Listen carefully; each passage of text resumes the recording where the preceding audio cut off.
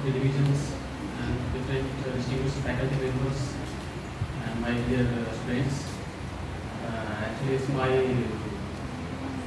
privilege to be with all of you, and I am very thankful to Dr. Priti ma'am for inviting us to interact with you.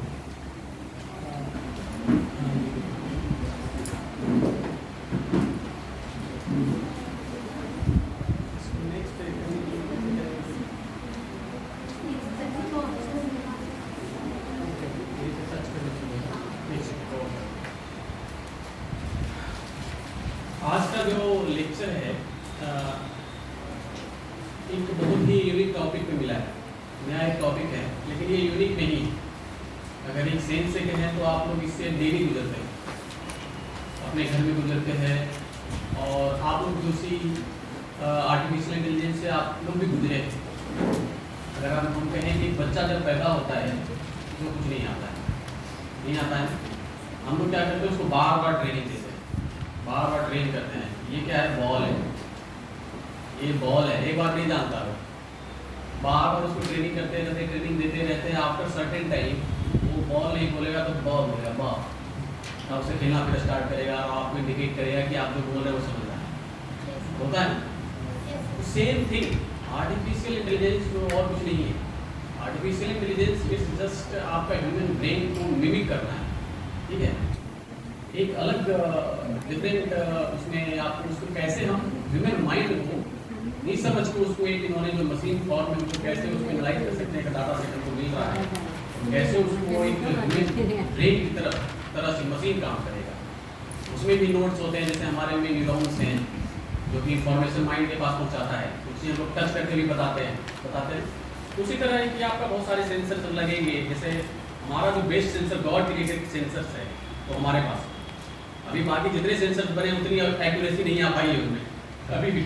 Most of the sensor there will be certain error, और उसमें हम लोग बताएंगे कि इतना measurement कर रहा है तो there will be this much of error associated with that sensor, okay. लेकिन हमारा जो सेंसर है क्योंकि गॉड ने क्रिएट किया है, मोस्ट ऑफ द टाइम ये परफेक्ट होता है।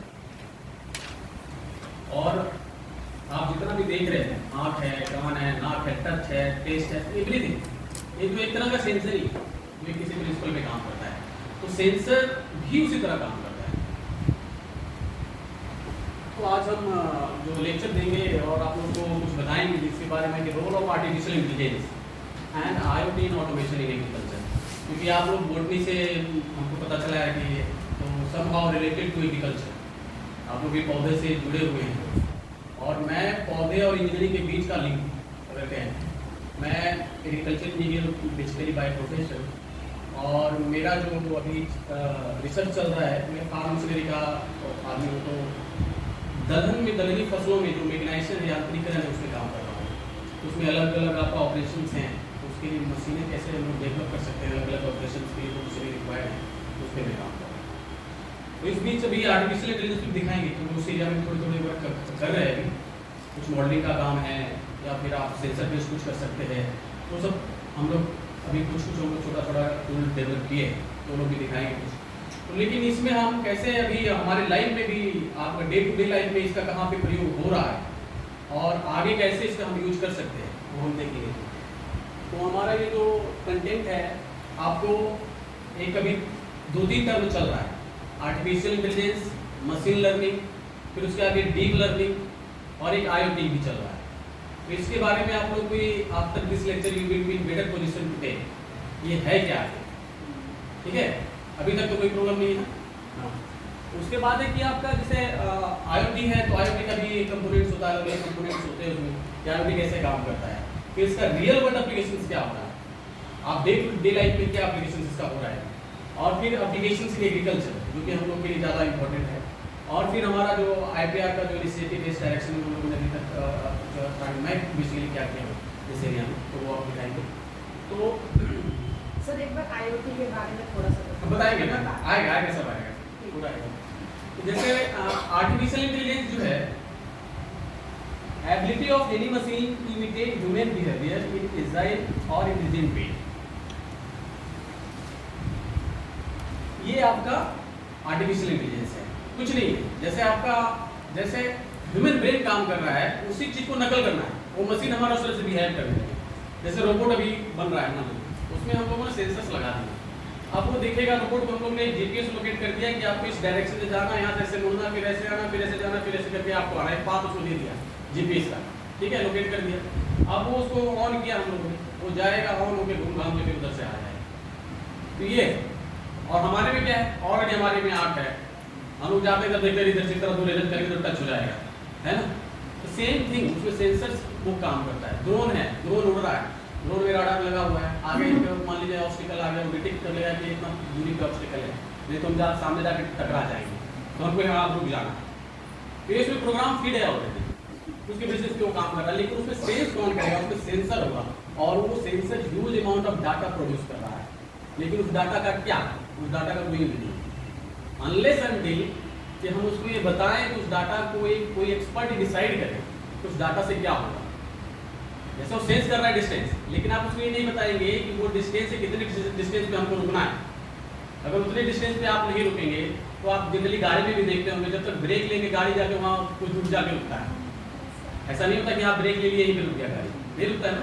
आप ब्रेक लेते हैं तो कम से कम 30 मीटर का ब्रेकिंग डिस्टेंस और स्टॉपिंग डिस्टेंस मिनिमम कुछ रहता है, तो आपको वो चीज़ें इस पर ध्यान रखना होता है। तो आप वहाँ से बेनिफिट से जा रहा है तो कितने स्टॉप करेंगे, कितना दूर पे जाके वो रुकेगा, ये सब इसको ध्यान रखना। तो उसमें ड्रोन में भी है और किसी में सेंसर कर रहा है, लेकिन वो एक्सपर्ट डिसाइड करेगा कि कितनी दूर पे हमको, और वहाँ पे रोल आता है आर्टिफिशियल इंटेलिजेंस का। और जैसे एक मशीन लर्निंग, तो मशीन लर्निंग क्या है, ये आर्टिफिशियल इंटेलिजेंस का ही एक सबसेट है, उसके अंदर की चीज़ है, उसमें न्यूरॉन्स के लेयर्स हैं अभी, और उसमें और ज़्यादा नंबर्स ऑफ, इसमें मान लीजिए कि लेयर्स कम होता है।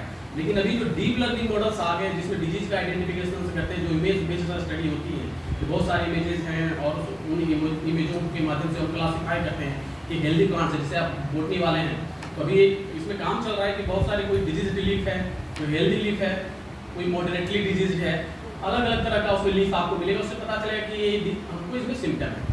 उस सिम्टम के बेसिस पे आप क्या करेंगे, डाटा सेट बनाएंगे और उस डाटा सेट की बेसिस पे आप मॉडल को ट्रेन करेंगे और ट्रेन करके आप एक डिसीजन निकालेंगे कौन सा हेल्दी है, कौन सा डिजीज है, वो खुद आइडेंटिफाई करेगा। कैमरा लगा हुआ खुद बताएगा और उसके बेसिस पे आप कुछ भी अप्लाई कर सकते हैं। स्प्रेयर करना है तो आप स्प्रे कर सकते हैं, कमांड दे सकते हैं। तो ये तो फिजिकल स्ट्रक्चर हुआ, लेकिन जो उसमें डिसीजन जो जिसके बेसिस पे होता है वो आर्टिफिशियल इंटेलिजेंस और मशीन लर्निंग काम करता है, और वहाँ पे डीप लर्निंग का रोल आता है डिसीजन मेकिंग। और बाकी जो उसमें जो फिजिकल स्ट्रक्चर है वो वहाँ पे आपका IoT का रोल आता है। IoT क्या है, एक हार्डवेयर, एक फिजिकल चीज है, उसमें सेंसर है, वो डाटा कलेक्ट कर रहा है, आपको डाटा दे रहा है, लेकिन उस डाटा का एनालिसिस जो कर रहा है, उसके बिहाइंड में ब्रेन काम कर रहा है, वो आर्टिफिशियल इंटेलिजेंस है।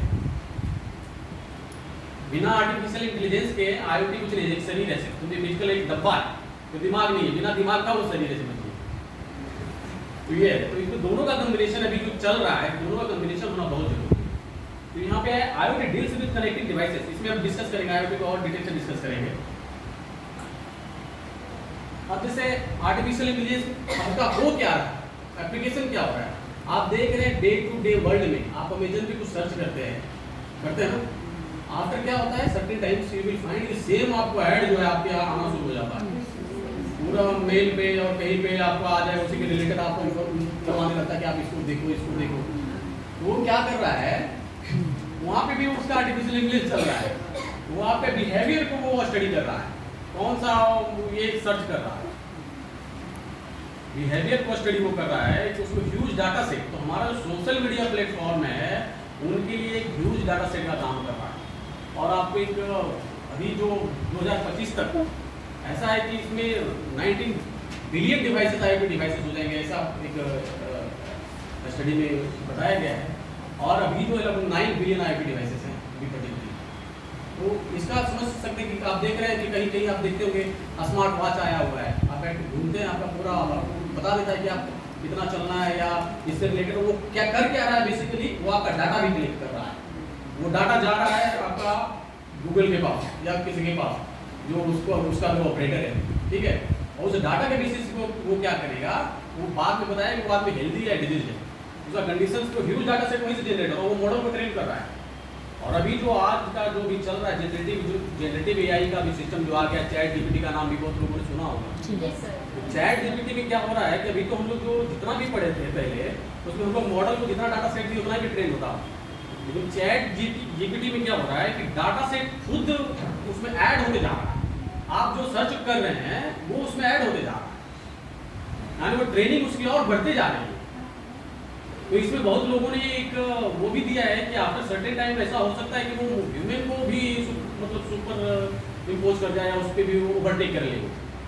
तो ये एप्रीहेंशन से लोग और बहुत सारे बड़े बड़े मतलब लोगों ने बोला है कि इसको थोड़ा स्लो किया जाए, नहीं तो हो सकता है ह्यूमन का जो एग्जिस्टेंस कहीं खतरे में ना पड़ जाए अगर गलत हाथों में चला गया या गलत यूज हो गया। तो ये और यही हम बता रहे थे कि मशीन लर्निंग और डीप लर्निंग की भी बात है, एआई के अंदर ही आता है मशीन लर्निंग और डीप लर्निंग, उसका सबसेट है। और इसमें आपका अलग एल्गोरिदम का यूज हम लोग करते हैं, जिससे आप वेदर फोरकास्टिंग कर सकते हैं, क्रॉप का जैसे आप किसी क्रॉप का आप यील्ड प्रेडिक्शन कर सकते हैं, वेराइटल रिकॉग्निशन और डिजीज एंड पेस्ट मॉनिटरिंग में भी इसका इस्तेमाल हो सकता है। तो ये अलग अलग इसमें हम इसका इस्तेमाल करते हैं। अब इसके लिए क्या करना है, इस्तेमाल तभी कर सकते हैं जब हम लोग डाटा सेट क्रिएट करेंगे। अगर यील्ड भी प्रेडिक्शन करना है तो यील्ड प्रेडिक्ट कैसे करेंगे, हमारे पास कुछ क्या होगा जब एक्सपेरिमेंट करते हैं, आप लोगों ने किया होगा या पता नहीं, लेकिन होता क्या है कि एक्सपेरिमेंटेशन में क्या होता है कुछ इंडिपेंडेंट वेरिएबल्स होते हैं। इंडिपेंडेंट वेरिएबल्स मीन्स क्या है कि आप कुछ फर्टिलाइजर डाल रहे हैं उसकी क्वांटिटी फिक्स होगी ना, कुछ इरिगेशन दे रहे हैं उसकी क्वांटिटी फिक्स होगी, किस सॉइल कंडीशन में कर रहे हैं वो फिक्स होगा। इंडिपेंडेंट पैरामीटर्स है, उसमें सीड आप डाल रहे हैं, बीज डाल रहे हैं किसी का, लेकिन और उसमें जब उत्पादन होता है, जब यील्ड आ रहा है, वो इन फैक्टर्स पे डिपेंड कर रहा है, तो वो डिपेंडेंट वेरिएबल्स हो गया ना। तो हमको क्या करना है कि आपको जब इंडिपेंडेंट वेरिएबल्स पता है तो आपने उसकी बेसिस पे आपने यील्ड को प्रेडिक्ट किया। पहले आप मॉडल को ट्रेन किए कि हमने ऐसा कंडीशन दिया है, ये इतना खाद इतना पानी इतना ये दिया तो हमको इतना उत्पादन पैदा हुआ, इस बेसिस पे आपने मॉडल को ट्रेन किया। अब यूज कैसे करेंगे आगे सिर्फ कुछ नहीं करना है, बस ये पैरामीटर्स इंडिपेंडेंट पैरामीटर्स आप डालिए उसमें, आपको ये बता देगा इस तरह का है। तो एक्चुअली मॉडल का एप्लीकेशन वहीं पे होता है कि आपका आर्टिफिशियल इंटेलिजेंस का ट्रेनिंग करने के लिए क्या है कि आपको डाटा सेट पहले जनरेट करना पड़ेगा, उस डाटा सेट के आप बेसिस पे आप ट्रेन करेंगे किसी चीज़ को। जब एक बार ट्रेनिंग दे देते, जैसे उस बच्चे को ट्रेनिंग दिया था कि ये बॉल है बॉल है बॉल है, और वो बताने लग गया बाद में कि ये बॉल है, ठीक है, सेम चीज़ यहाँ पे। तो इसमें भी होता है कि एक बार न्यूरॉन्स गया प्रिडिक्ट नहीं कर पाया, फिर दोबारा घूम घाम के वो जब जितने नोड से गुजर के इंटरकनेक्शंस रहते हैं, और उसके बाद जब वो पहुंच जाता है कि नहीं अभी ये हमारा जो है प्रेडिक्शन अब लग रहा है कि सही है, नहीं तो रीट्रेन करना पड़ता है आपको, और बहुत सारे वेरिएबल्स उसमें चेंज करने पड़ते हैं, और चेंज करते करते ऐसा एक डिसीजन जब आ जाएगा तो आपको लगेगा कि नहीं अब हमारा डिसीजन सही दे रहा है, तो आप कहेंगे कि नहीं हमारा मॉडल परफेक्ट हो गया है, अभी सही से प्रेडिक्ट कर सकता है। उसी तरह वेदर फोरकास्टिंग में, वेदर फोरकास्टिंग में क्या है, आपके वेदर में बहुत सारे पैरामीटर्स हैं, आपको मान लीजिए रेनफॉल प्रेडिक्शन करना है, ठीक है, तो रेनफॉल प्रेडिक्ट करेंगे तो क्या करेंगे कि आप पहले 15 साल का या 10 साल का अगर क्लाइमेटिक डाटा है तो 30 साल का भी डाटा है, तो उतना का डाटा आपको लेना पड़ेगा। उस एरिया का कोई प्रेडिक्शन करता है तो उसका पूरा डाटा उसके पास होता है, मिनिमम टेम्परेचर है, मैक्सिमम टेम्परेचर है, ह्यूमिडिटी है, रेनफॉल है, एवरीथिंग का डाटा वो लेके, वेपर ट्रांसमिशन है, सब लेके वो जब मॉडल क्रिएट करता है तब उसमें आप कोई भी पैरामीटर्स उसमें रेनफॉल प्रेडिक्ट करना है उसके बेसिस पे आप प्रेडिक्ट कर सकते हैं, आपको मैक्सिमम टेम्परेचर कितना होगा इस रेंज में क्या होगा वो बताता है। तो एक्चुअली वही है, तो कभी कभी वो फेल हो जाता है, क्योंकि अभी क्या हो रहा है क्लाइमेट जो इरेटिक बिहेवियर कर रहा है, अभी ये नहीं कर रहे कि आप ये कंडीशन होगा तो ऐसा ही होगा, समटाइम्स कभी कभी फेल हुआ था। तो हर एक मॉडल का एक अपना एक्यूरेसी लेवल होता है, किस एक्यूरेसी लेवल तक वो कर पाएगा। और अभी लेकिन खास करके अभी के समय में ऐसा हो रहा है कि मोस्ट ऑफ द टाइम अभी वेदर देखते हैं फोरकास्ट होता है तो अधिकांश समय पे हमको पता चल जाता है कि हमारा जो वेदर कैसा होगा, पहले से फोरकास्ट होता है, आज रेनफॉल होने वाला, तो गूगल में भी आ गया, एसएमएस में सर हाँ गूगल में भी आ जाता है, एसएमएस में भी आ जाता है, अर्थक्वेक का अलर्ट आ गया था। तो ये पहले वही ट्रेन करके उन्होंने बनाया है मॉडल, वो ऑलरेडी ऑर्गेनिज्म करके वो करते रहते हैं, कैसा होगा वो ऑलरेडी प्रोसेस को इनहांस करते रहते हैं, डाटा सेट अपना बढ़ा के करते रहते हैं कि 100 ईयर्स में ऐसा है तो उसमें डाटा सेट कर रहे हैं। तो एक्चुअली जितना ज़्यादा ह्यूज डाटा सेट से आप ट्रेन करेंगे मॉडल, आप उतना अच्छा मॉडल आपका काम करेगा, ये होता है।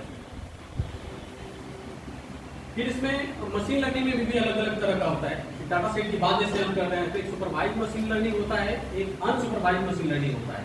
तो सुपरवाइज मशीन लर्निंग में क्या होता है, कभी हम जैसे बात कर रहे थे कि डाटा क्लासिफाइड होता है, आप उसको लेबल डाटा सेट होता है, आप डाटा को डिफरेंट क्लासेस में आप बांटते हैं तो आपको पता होता है कि किसमें हम कौन सा डाटा लेंगे। जैसे आप प्लांट साइज में है तो हम कहेंगे कि मान लीजिए लीफ का डाटा ले रहे हैं, तो एक हेल्दी लीफ है, एक डिजीज लीफ है, एक मान लीजिए मॉडरेटली डिजीज लीफ है।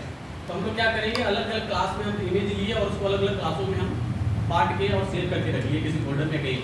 तो वो अलग अलग क्लास हमको पता है कि इसमें हेल्दी प्लांट्स है, इसमें डिजीज लीफ है और इसमें वो है। तो अगर आप क्लासेस में जब क्लियरली लेबल डाटा सेट आपके पास है, that is supervised machine learning. लेकिन जहाँ पे आपको नहीं पता है, बहुत सारे आप जीनोटाइप्स का काम कर रहे हैं, जीनोटाइप्स का वेरिएशन का आपको पूरा पेडिग्री एनालिसिस या उस तरह कर रहे हैं जहाँ क्लस्टरिंग का काम होता है, वहाँ पे आपको नहीं पता है डाटा सेट के बारे में, पूरा कैसा डाटा सेट है, अनलेबल डाटा सेट होता है वहाँ पे। तो उस केस में आपको जो है क्लस्टरिंग और जो अनसुपरवाइज्ड मशीन लर्निंग वहाँ पे यूज होता है।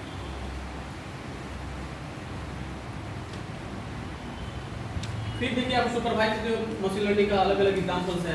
आप इमेज एंड ऑब्जेक्ट रिकॉग्निशन में भी जैसे प्लांट लिंक डिजीज की बात हम कर रहे थे, या अभी गूगल लेंस भी जो आप देखते होंगे, गूगल लेंस को भी ट्रेन किया गया है। गूगल लेंस बहुत सारे यूज किए होंगे ना, किसी भी गूगल लेंस से आप जस्ट आप किसी ऑब्जेक्ट पे डालिए, वो बता देगा ये क्या है। कभी कभी गलत भी बताता है क्योंकि वो डाटा सेट से भी ट्रेंड नहीं हुआ है अभी ट्रेनिंग उसको प्रॉपर, अभी वो डाटा सेट उसमें नहीं है उसके पास, ठीक है, वो अभी नहीं बता पा रहा है।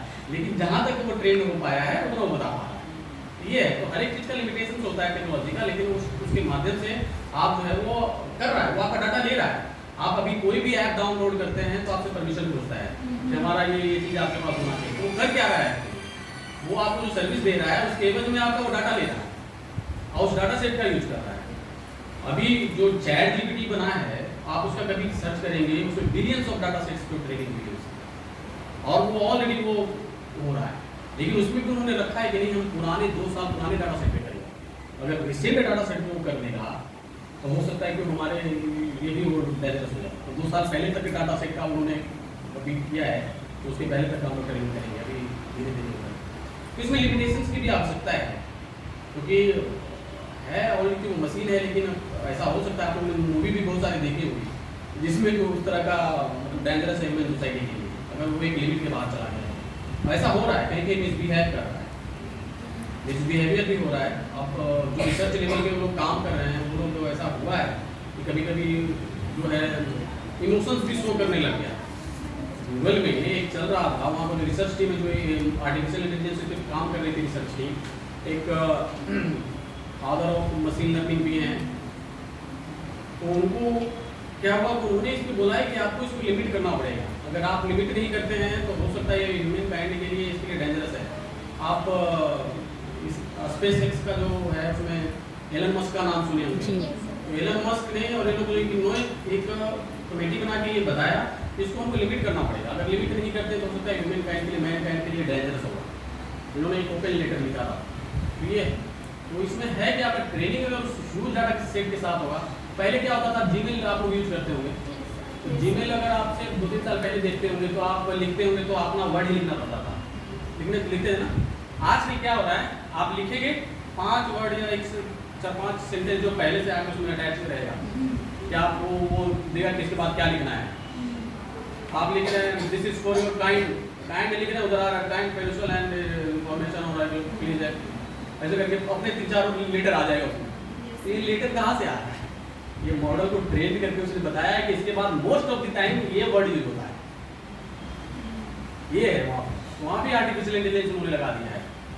अभी एक स्पीच रिकॉग्निशन आपकी बात का मैच करके आप ही की तरह का आएगा। आजकल इसका समाज में गलत यूज भी हो रहा है, मिस यूज भी हो रहा है। आप लोग को एक अवेयर करता हूँ कि कभी कभी क्या होता है, आपकी के वॉइस में या आपके फादर की वॉइस में कॉल आएगा, इतना पैसा भेजिए, ठीक है। अब वो क्या होता है, वहाँ पे स्पीच को वो करके वो समझिए कि ये डेंजरस फॉर सोसाइटी वो चीज़ें जो कि थेफ्ट के लिए यूज हो रहा है, या आपका जो है फेक आइडेंटिफिकेशन जिसको बोल सकते हैं, वो आइडेंटिटी को आपको वहाँ पे थेफ्ट हो रहा है, आपकी आइडेंटिटी को चुरा रहा है किसी के वॉइस में जो है वो करके और वहाँ कॉल करवा के और लोगों को परेशान किया जा रहा है, पैसा डिमांड कर रहे हैं लोग। अभी हमारे कलीग हैं, उनके बगल में आवास भी आपने मैम उनको फ़ोन आया कि आपके बेटे ने इतना पैसा भेजा है आपके अकाउंट में, अब थोड़ा कोड बता दीजिए। अब वॉइस सेम, तो इन्होंने फ़ोन लगाया सुनता से क्या सही उन्होंने कॉल किया है कि नहीं किया है, हम कहाँ कॉल किए, हम तो नहीं कॉल किए। अब आवाज़ पूरा मैच करा दिया, तो ये है इसका डेंजर इशू। तो उस डायरेक्शन में देखिए है किसी टेक्नोलॉजी आता है, हर एक चीज़ें चाकू से जैसे हम खाना की सब्जी काट सकते हैं, अब चाकू डेंजरस भी है, तो हम लोग को कंस्ट्रक्टिव वे में सोचना है, डिस्ट्रक्टिव वे में नहीं सोचना है। और उसका कंस्ट्रक्टिव यूज होगा तो इस सोसाइटी के लिए बहुत अच्छा है। मेडिकल साइंस में इसका बहुत अच्छा यूज हो सकता है, हो भी रहा है कि आपने मशीन को ट्रेन कर दिया है, एक प्रिसीजन का जहाँ काम होता है वहाँ पे इसका बहुत अच्छा काम हो सकता है, चाहे हेल्थ के एस्पेक्ट में हो, चाहे हमारे रिसर्च फील्ड में भी हो, चाहे आपका बायोलॉजिकल सिस्टम में, तो इसका बहुत अच्छा हो सकता है कि डिजीज़ का हम लोग ड्रोन से ही गए इमेज से लिए, वही ट्रेन एयर मॉडल बता दिया कौन सा एरिया डिजीज दे दिया है। अब जब बता दिया तो वहीं पे हम स्प्रे कर दिया, अपना जाके केमिकल स्प्रे किया, काम खत्म हो गया हमारा, वो हेल्प कर सकता है।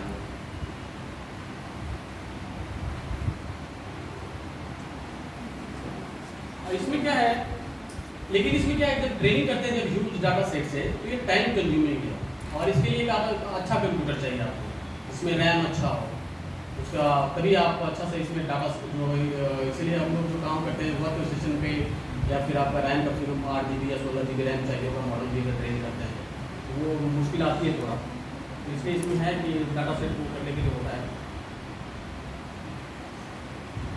इसमें भी। और क्या होता है, देखिए data set can have a higher likelihood of human error.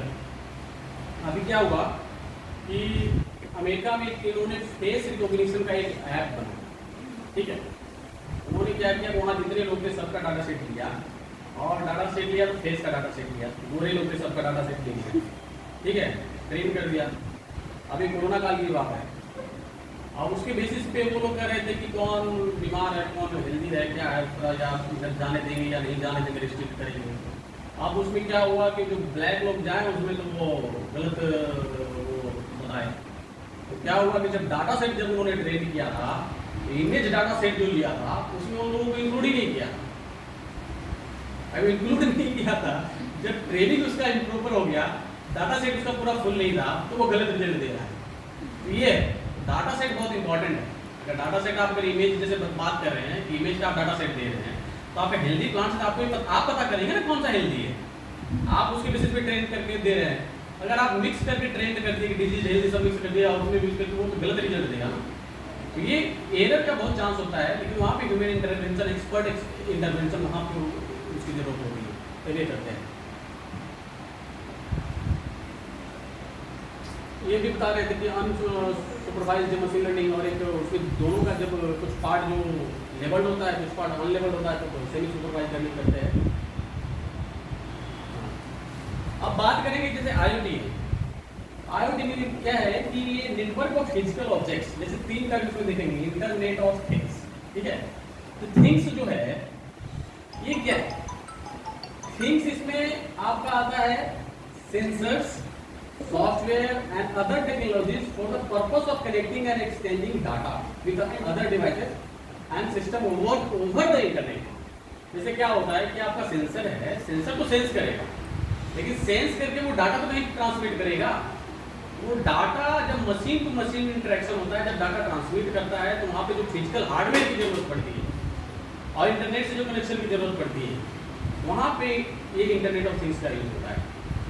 आप GPS लगा दिए, GPS से वो सेंस करके बता रहा है आपका लोकेशन ये लैटिट्यूड लॉन्गिट्यूड है, लेकिन GPS से डाटा सेट जो आपने लिया है आपके मोबाइल से वाईफाई से कनेक्टेड होकर आपका GCM से आप कहीं भी वो बता रहा है कि आपका जैसे लोकेशन अभी गूगल से मैप से हम लोकेट कर दें किसी चीज़ को, तो उसमें भी चल रहा है कि GPS तो चल रहा है, लेकिन वो इंटरनेट से कनेक्टेड है, तो वो कहाँ कनेक्ट होके जो डिवाइस, 2 डिवाइस को कनेक्शन कर रहा है। एक डिवाइस इधर पड़ा है, एक डिवाइस किसी दूसरे का है, वो दोनों डिवाइस में कनेक्शन हो रहा है। और कनेक्शन किसके माध्यम से हो रहा है, सेंसर्स के माध्यम से, और जो नेटवर्क है उसके माध्यम से हो रहा है। मशीन टू मशीन इंटरेक्शन हो रहा है ना। लेकिन मशीन टू मशीन इंटरेक्शन कब होगा, जब उसमें एक एक्सपर्ट जो है उसको डिसाइड करके बताएगा कि सेंसर कोई डाटा ले रहा है और डाटा के बेसिस पे सर्वर में हम ट्रांसमिट तो कर रहे हैं, लेकिन वहां पे एक बैठा आदमी है, वो बताया कि ये जो है क्या है, और दूसरे मशीन से उसको इंटरेक्ट करवाएगा, कनेक्ट करेगा। अगर जब तक नहीं कनेक्ट करके वो उस तरह का सिस्टम बनाएगा तो आप नहीं कर सकते। ये सब चीज़ें इसमें यूज होती हैं। अब मान लीजिए इरिगेशन करना है आपको क्रॉप में, जैसे आप लोग बॉटनी के हैं, तो मान लीजिए कि मॉइस्चर सेंसर लगा हुआ है, मॉइस्चर सेंसर सेंस कर रहा है। अब मॉइस्चर सेंसर मॉइस्चर में आपको बता दिया कि इतना मॉइस्चर है, अब कब इरिगेट करना है कब इरिगेट नहीं करना है, ये तो डिसीजन एक्सपर्ट का होगा, आप लोगों का होगा कि इतना मॉइस्चर से आ गया है, अब हमको इसको पानी चलाना है। अब उसके बेसिस पे अब वहाँ पे जो एक्चुएटर है, जो पंप को ऑन ऑफ करने के लिए रिले लगा, वहाँ पे मैसेज जाएगा कि अब पंप को ऑन करो, इतना मॉइस्चर हो गया, या इससे अब ज़्यादा हो गया, पंप को ऑफ करो। ये जो एक्चुएटर और सेंसर के बीच जो कम्युनिकेशन का काम हो रहा है, ये इंटरनेट के माध्यम से हो रहा है। लेकिन जो यहाँ पे थिंग्स है वो क्या है, वो आपका सेंसर है, इधर एक एक्चुएटर है, बीच में आपका क्लाउड या फिर जो आपका जो ट्रांसमिट करने के लिए जो आप यूज कर रहे हैं ट्रांसमीटर है या वाईफाई जो कनेक्शन आप बनाए कितनी दूरी तक काम करेगा, सब जो ये हार्डवेयर है ये सब IoT का पार्ट है। और इसमें जो डिसीजन मेकिंग जिसके बेसिस पे होता है वो आर्टिफिशियल इंटेलिजेंस है। इसमें वही है कि आपका IoT devices are not limited to computer or machinery. The Internet of Things can include anything with a sensor that is assigned a unique identifier. और इसका जो प्राइमरी गोल क्या होता है, self reporting devices that can communicate with each other. आप देखिए एक बार आपने बना के उसको प्रोटोकॉल उसका जो है एल्गोरिथम आपने सेट करके अपलोड कर दिया उसका, ठीक है, अब आपका कोई रोल नहीं है, मॉइस्चर सेंस कर रहा है, वो ऑपरेट हो रहा है, ऑन हो रहा है, ऑफ हो रहा है, आपने एक बार करके छोड़ दिया उसके बाद आपको फिर कुछ नहीं है। मॉइस्चर बोला 10% हो गया, चलो ऑन, 70-80% पहुंच गया, ऑफ। यही होता है इस तरह का, उस पर आपका अलग अलग जो लेवल होगा, जो रिक्वायरमेंट होगा, क्रॉप के रिक्वायरमेंट के अनुसार उसको मॉइस्चर में सेट कर देंगे, वो अपना जो है ऑन ऑफ करेगा। फिर मशीन टू मशीन इंटरेक्शन हो रहा है वहाँ पे, पंप का और मॉइस्चर सेंसर का वहाँ पे एक्चुएटर का होता है इंटरेक्शन हो रहा है, ये चीज़ें होती है। हिस्ट्री की बात करें तो IoT बहुत पहले 1982 में ये पहला यूज इसका हुआ था, जब कोका कोला ने वेंडिंग मशीन में इसका यूज हुआ था। और ये इस चीज़ को जो इन्वेंट्री को जो है रिपोर्ट कर रहा था कि whether newly loaded drinks were cold और नॉट, जो हम लोग जो इसमें लोड कर रहे हैं ये ठंडा है या गर्म है, कोका कोला ने इसके लिए इस्तेमाल किया था 1982 में पहली बार।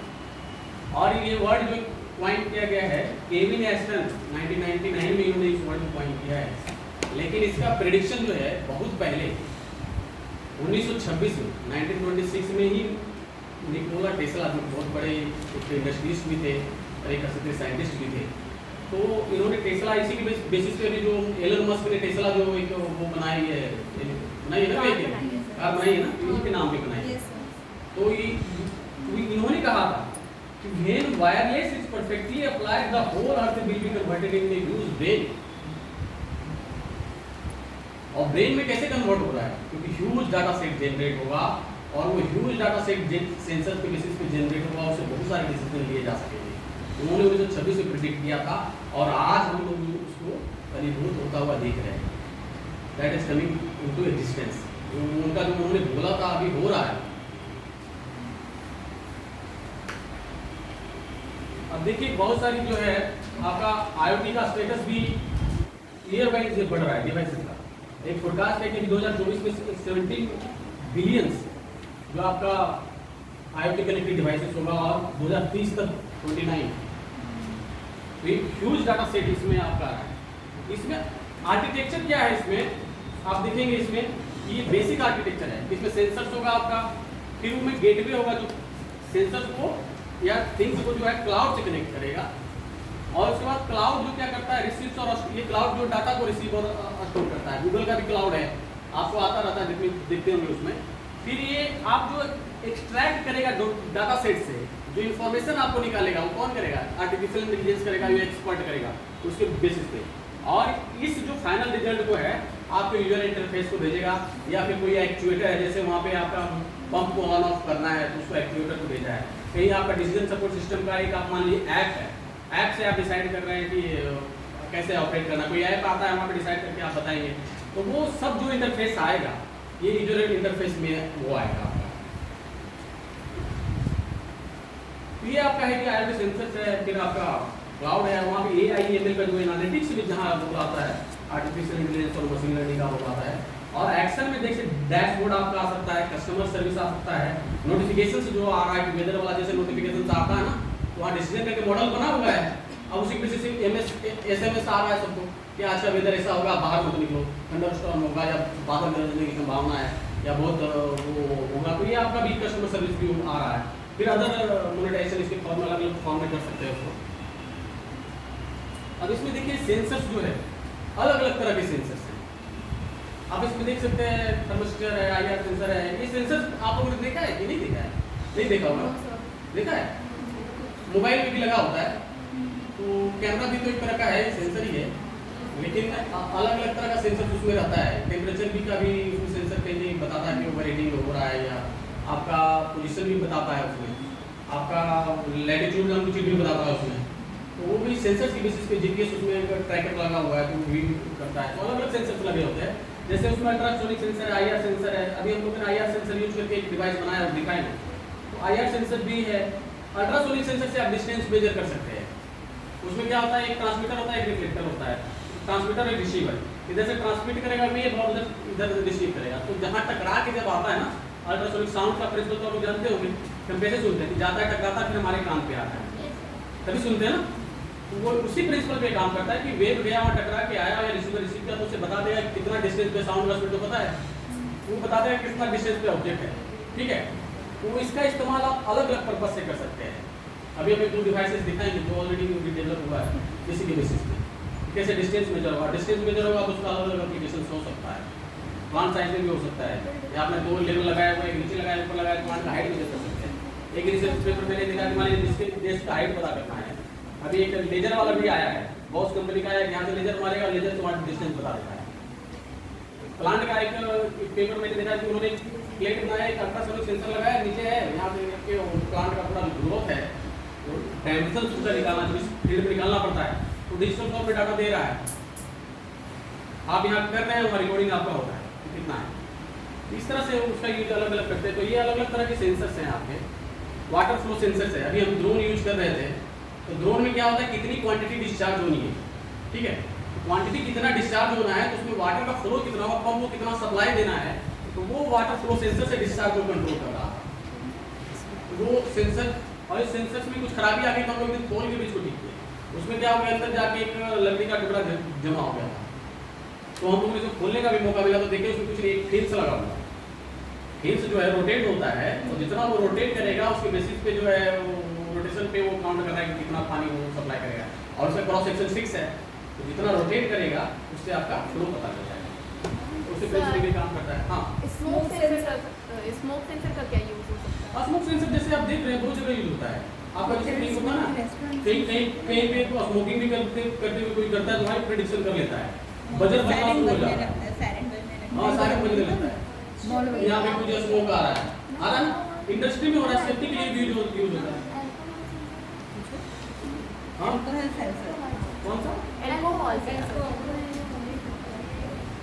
Alcohol sensor. हाँ हाँ, अच्छा अल्कोहल सेंसर, हाँ अल्कोहल सेंसर भी कर सकते हैं, क्योंकि देखिए इसमें सब इंडस्ट्री में इस्तेमाल है। पुलिस चेक करती है, ड्रिंक तो नहीं करके जा रहे हैं, इसमें स्ट्रॉ लगा के बस मुंह के अंदर डाल सब जाता है। सब जगह जो है ना सेंसर का इस्तेमाल है। मैं सिर्फ सेंसर दिखा रहा हूँ, आप जो एप्लीकेशन खोजेंगे सबका एप्लीकेशन मिलेगा। अलग अलग जो एप्लीकेशन हो रहा है इसमें सेंसर का यही यूज हो रहा है, क्योंकि सेंसर बेसिक डाटा वही दे रहा है। आप सोच रहे हो ये कैसे काम कर रहा है, कैसे काम कर रहा है, उसके पीछे प्रिंसिपल जो है, हर एक चीज के पीछे सेंसर का यूज इस्तेमाल हो रहा है। सेंसर करता क्या है, सेंसर बेसिकली क्या करता है कि ये किसी भी फिजिकल क्वांटिटी को आपको एक मेजरेबल फॉर्म में देता है, ठीक है। हम जैसे कह रहे हैं कि यहाँ से जो डिस्टेंस है, डिस्टेंस तो फिजिकल क्वांटिटी है, लेकिन एक्चुअली वो क्या रहा है, यहाँ से साउंड ट्रेवल कर रहा है और साउंड वहाँ टकरा के वापस आ रहा है, और साउंड का स्पीड हमको पता है तो कितने टाइम में टकरा के आ रहा है, क्या आ रहा है, उसके बेसिस पे हम लोग डिस्टेंस निकाल लेते हैं, निकालते हैं ना। ये है कि बेसिक प्रिंसिपल, आपको एक क्वांटिटी को हम लोग मेजरेबल फॉर्म में करते हैं। कहीं कहीं क्या होता है, जैसे प्रेशर नापना है, तो प्रेशर नापने के लिए जैसे प्रेशर गेज बना हुआ है अलग अलग तरह का, तो उसमें क्या होता है कि आपको वोल्ट वहाँ पे चेंज होता है, वहाँ पे वोल्ट चेंज हो रहा है या फिर आपका प्रेशर बन रहा है, तो अलग अलग क्वांटिटी को दूसरे टर्म में हम लोग मेजरेबल फॉर्म में कन्वर्ट करते हैं, तब ये इस्तेमाल होता है। तो सेंसर एक ट्रांसड्यूसर है कि आपका एक क्वांटिटी को, फिजिकल क्वांटिटी को मेजरेबल फॉर्म में कन्वर्ट करता है। ठीक है, इसमें समझ गया ना, कोई दिक्कत तो नहीं है ना? ठीक है, अब देखिए क्योंकि अब सेंसर तो आ गया, लेकिन सेंसर हम लोग डायरेक्ट नहीं यूज करते हैं, इसमें ये अलग अलग जो है हार्डवेयर है IoT का, अभी मार्केट में अवेलेबल है। कोई भी कुछ अगर बनाना चाहेगा तो इस हार्डवेयर से मिनी कंप्यूटर कर सकते हैं। सेंसर से डाटा, जैसे डाटा ट्रांसमिट करना है या वाईफाई कनेक्ट करना है या कैमरा कनेक्ट करना है, तो आप कहाँ कनेक्ट करेंगे और उसको प्रोग्राम कहाँ अपलोड करेंगे? दिमाग में तो बात आती होगी ना, जैसे कंप्यूटर है, कंप्यूटर में हम लोग लिखते हैं, प्रोग्राम लिखते हैं या कुछ भी करते हैं, तो वो इसमें अलग अलग तरह का, जैसे रास्पबेरी पाई है, इसमें आप कैमरा भी कनेक्ट कर सकते हैं। 5 मेगापिक्सल या किसी मेगापिक्सल का जो कैमरा आप लगा दीजिए। आप लीड से आपने जैसे बताया है कि हम लोग भी मॉडल बना लिए, मान लीजिए एक हेल्दी प्लांट है, डिजीज प्लांट है, लेकिन उसको डिटेक्ट कैसे करेंगे? और डिटेक्ट करने के लिए स्ट्रक्चर क्या होगा? तो एक तो सेंसर हो गया, हमारे पास कैमरा हो गया, तो कैमरा का हम लोग इंस्टॉल करेंगे, तो कैमरा को हम यहीं पे इंस्टॉल करेंगे। हार्डवेयर आपका है रास्पबेरी पाई में हम इंस्टॉल करेंगे, यहीं पे प्रोग्रामिंग को अपलोड करेंगे, प्रोग्राम भी इसी में अपलोड हो जाता है। ये मिनी कंप्यूटर है, इसके पास मेमोरी होती है। जैसे यहाँ पे एक आर्डिनो है, इस आर्डिनो में क्या है, आप एक आर्डिनो यूनो करके जो आता है, एक आर्डिनो सॉफ्टवेयर भी आता है, वहाँ पे आपने प्रोग्राम लिखा, सेंसर का भी वहाँ प्रोग्राम आया हुआ है कि जैसे अभी कर रहे थे क्या, स्मोक लेवल, और स्मोक सेंसर डिटेक्ट किया कि इतना से ज्यादा अगर सेंस होगा, बजर बजना शुरू। ठीक है, एक प्रोडक्ट बनाना है तो वही होगा, या फिर कहीं आपका कोई लाइट होना, इंडिकेटर, कोई LED इंडिकेटर वहाँ लगा हुआ, वो डेंजर जोन शो करना शुरू कर देगा। तो ये है, तो ये उसी के बेसिस पे होता है। आपने सेंसर लगाया, सेंसर डिटेक्ट किया, डिटेक्ट करके डाटा दिया, वो डाटा जब आप वो करेंगे तो आपका प्रोग्राम में वो दिखने लगेगा कि यार ये डाटा आ रहा है। आप आगे लिख देंगे इफ इससे ज़्यादा है तब ये बजर बजाओ ऑन, नहीं एल्स नहीं। ठीक है, तब वो जब अपलोड करेंगे तो उसको अपलोड कहाँ करेंगे? कंप्यूटर को हम लोग कनेक्ट करते हैं, ये जो हार्डवेयर है इससे, ये मिनी कंप्यूटर, इसमें अपलोड हो जाता है। एक बार जब अपलोड हो गया, अभी आप मिनी कंप्यूटर के रूप में काम करना शुरू कर देता है, फिर आपको कुछ नहीं करना है, वो सेंसर से डाटा लेगा, इधर वो बजर को बजाएगा। ये इसका रोल है, इसलिए मैं दिखा रहा हूँ, क्योंकि अगर कोई अगर प्रोजेक्ट करना चाहेगा तो खुद ही ऐसे डिवाइसेस बना सकता है। आजकल बहुत इंटरनेट पे भी फैसिलिटी उपलब्ध है, सब जगह है, आप लोग अलग इसमें लेके कर सकते हैं। इसमें ESP जो इंडस्ट्री में भी यूज हो रहा है, रास्पबेरी पाई है, नोड MCU है, नीचे जो अलग अलग है आपका आर्डिनो है, आर्डिनो के बहुत सारे प्रोजेक्ट बन रहे हैं, इसमें आप कर सकते हैं।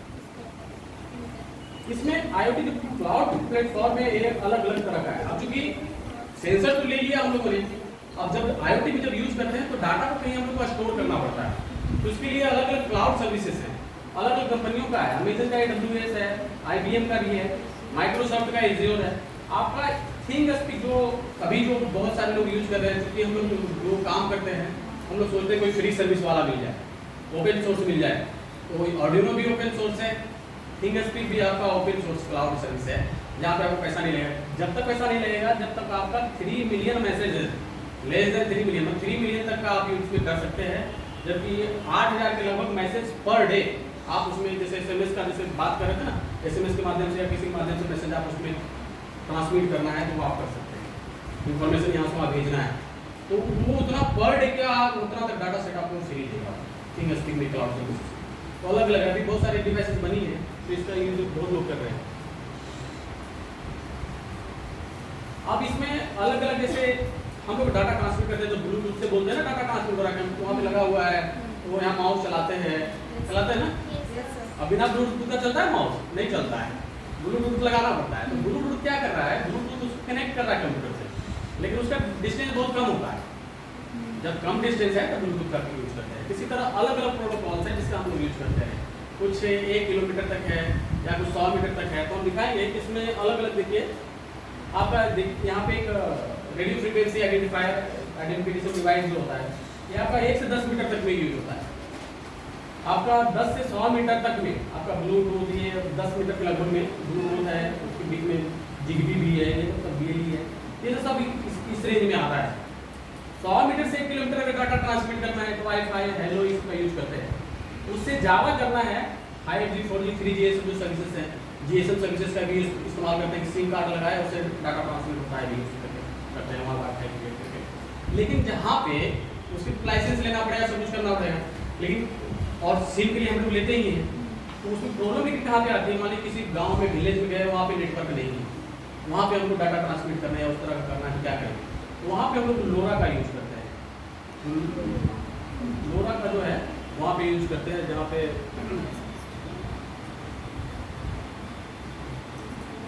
फिर ये अलग अलग एप्लीकेशन प्रोटोकॉल है, जैसे मशीन टू मशीन इंटरेक्शन के लिए करना है, या HTTP जो आप देखते होंगे, आप जो यूज करते हैं वर्ल्ड वाइड वेब सर्विस में HTTP करके आता है ना लिख के, तो वो है।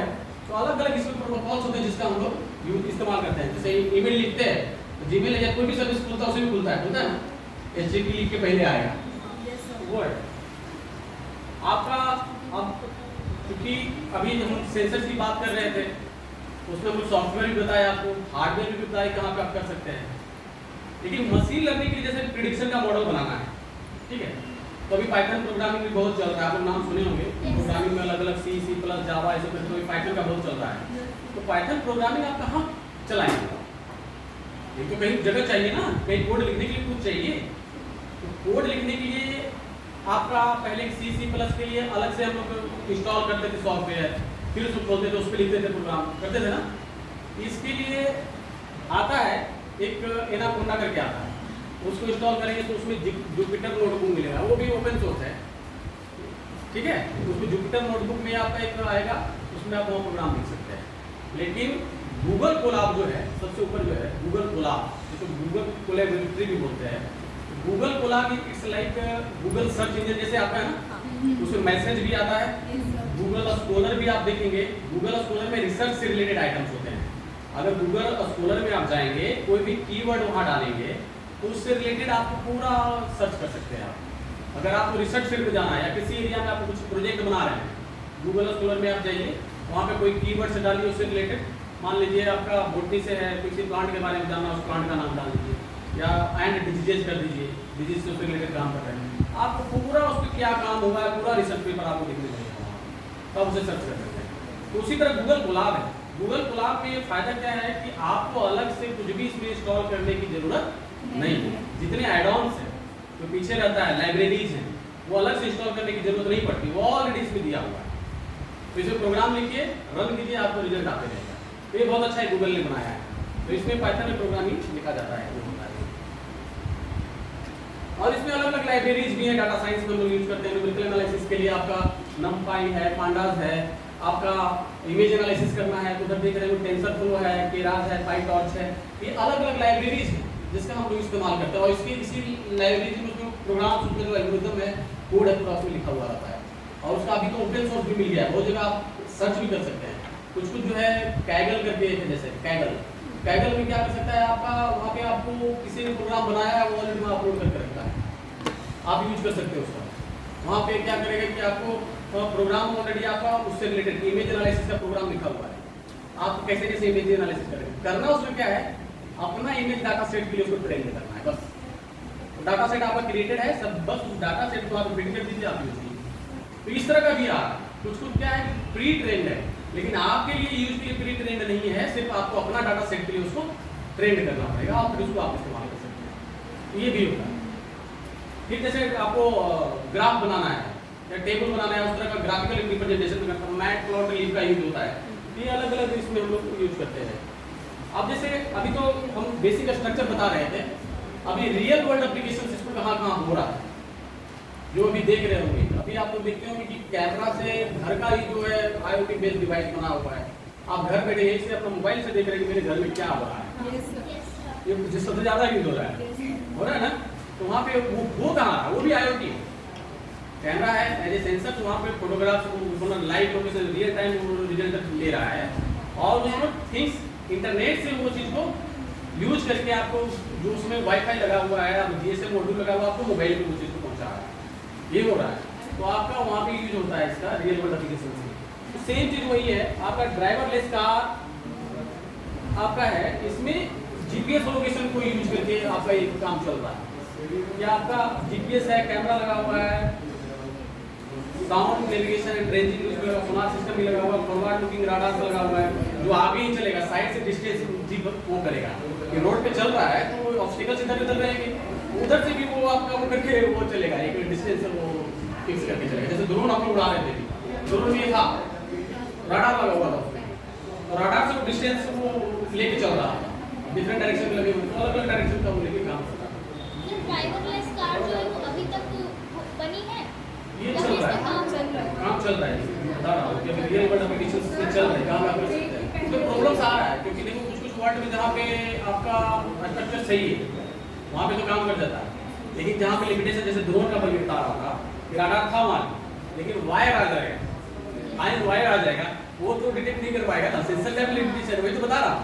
हम तो अपनी आंखों से जो गॉड गिफ्टेड सेंसर है उससे तो देख लेते हैं सब, लेकिन उनके पास उतना अच्छा से मतलब वो तो सेंसर है नहीं, कुछ लिमिटेशन आता है। तो यहाँ पे तो लगेगा कि नहीं मैंने बता दिया इसको राडार है, ये तो डिस्टेंस मुझे करके सब कुछ कर देगा, लेकिन नहीं, वो क्या होता है कि इलेक्ट्रिकल सिग्नल भी उसको इंटरफ्रेंस क्रिएट करके आपका जो है उसको डाटा को सही से ट्रांसमिट होने में दिक्कत क्रिएट करता है, वहाँ प्रॉब्लम आती है।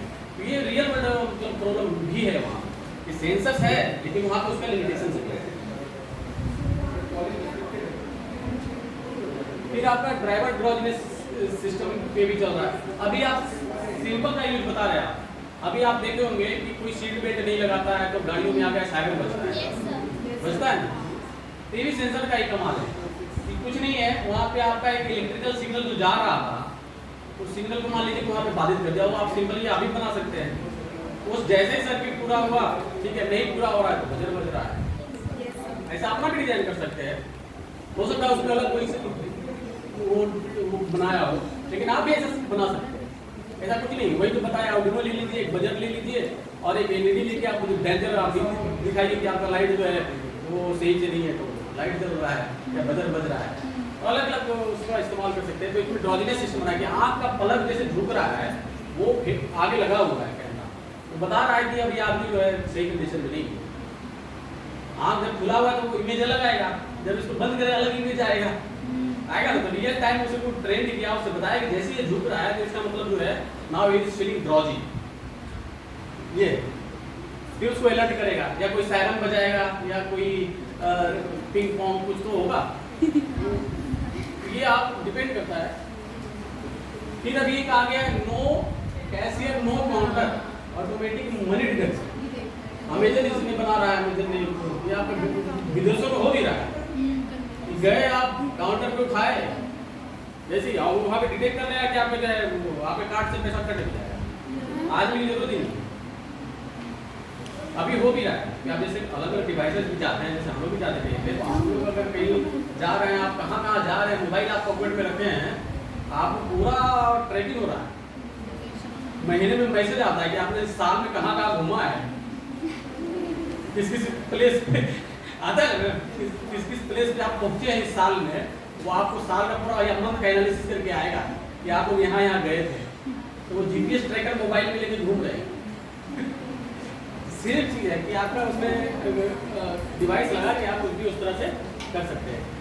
फिर आप क्लास मॉनिटरिंग है, क्लास में कोई कैमरा लगा हुआ है, अब उसमें हम मॉडल ट्रेंड किए हुए हैं कि इस तरह से होगा तो बच्चा हैप्पी मूड में है, जैसे हम लोग मुस्कुराते हैं तो ची हो रहा है, सैडी हो रही है, फेस के जो उसके बेसिस पे वो बता रहा है कि कौन हैप्पी मूड में है या कौन किसी स्ट्रेस है या उस तरह का है।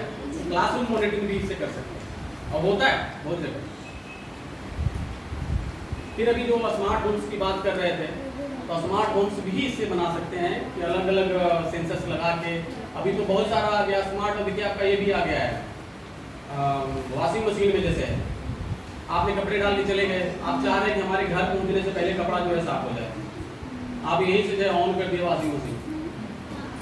वॉशिंग मशीन ऑन हो गया, आप यही घर बैठे जब घर पहुंचे तब तक देख रहे हैं कि आपका कपड़ा साफ हो गया, कपड़ा सूखा हो, गीजर कर सकते हैं। या फिर आपका मान लीजिए कि एसी ऑन ऑफ करना है कि 15 मिनट पहले एसी चालू हो जाए, क्लाइमेट पूरा कूल हो जाए, आप एसी को यही मोबाइल से ऑन कर दिए, घर गए, आप वेदर बहुत अच्छा 25 डिग्री पे है।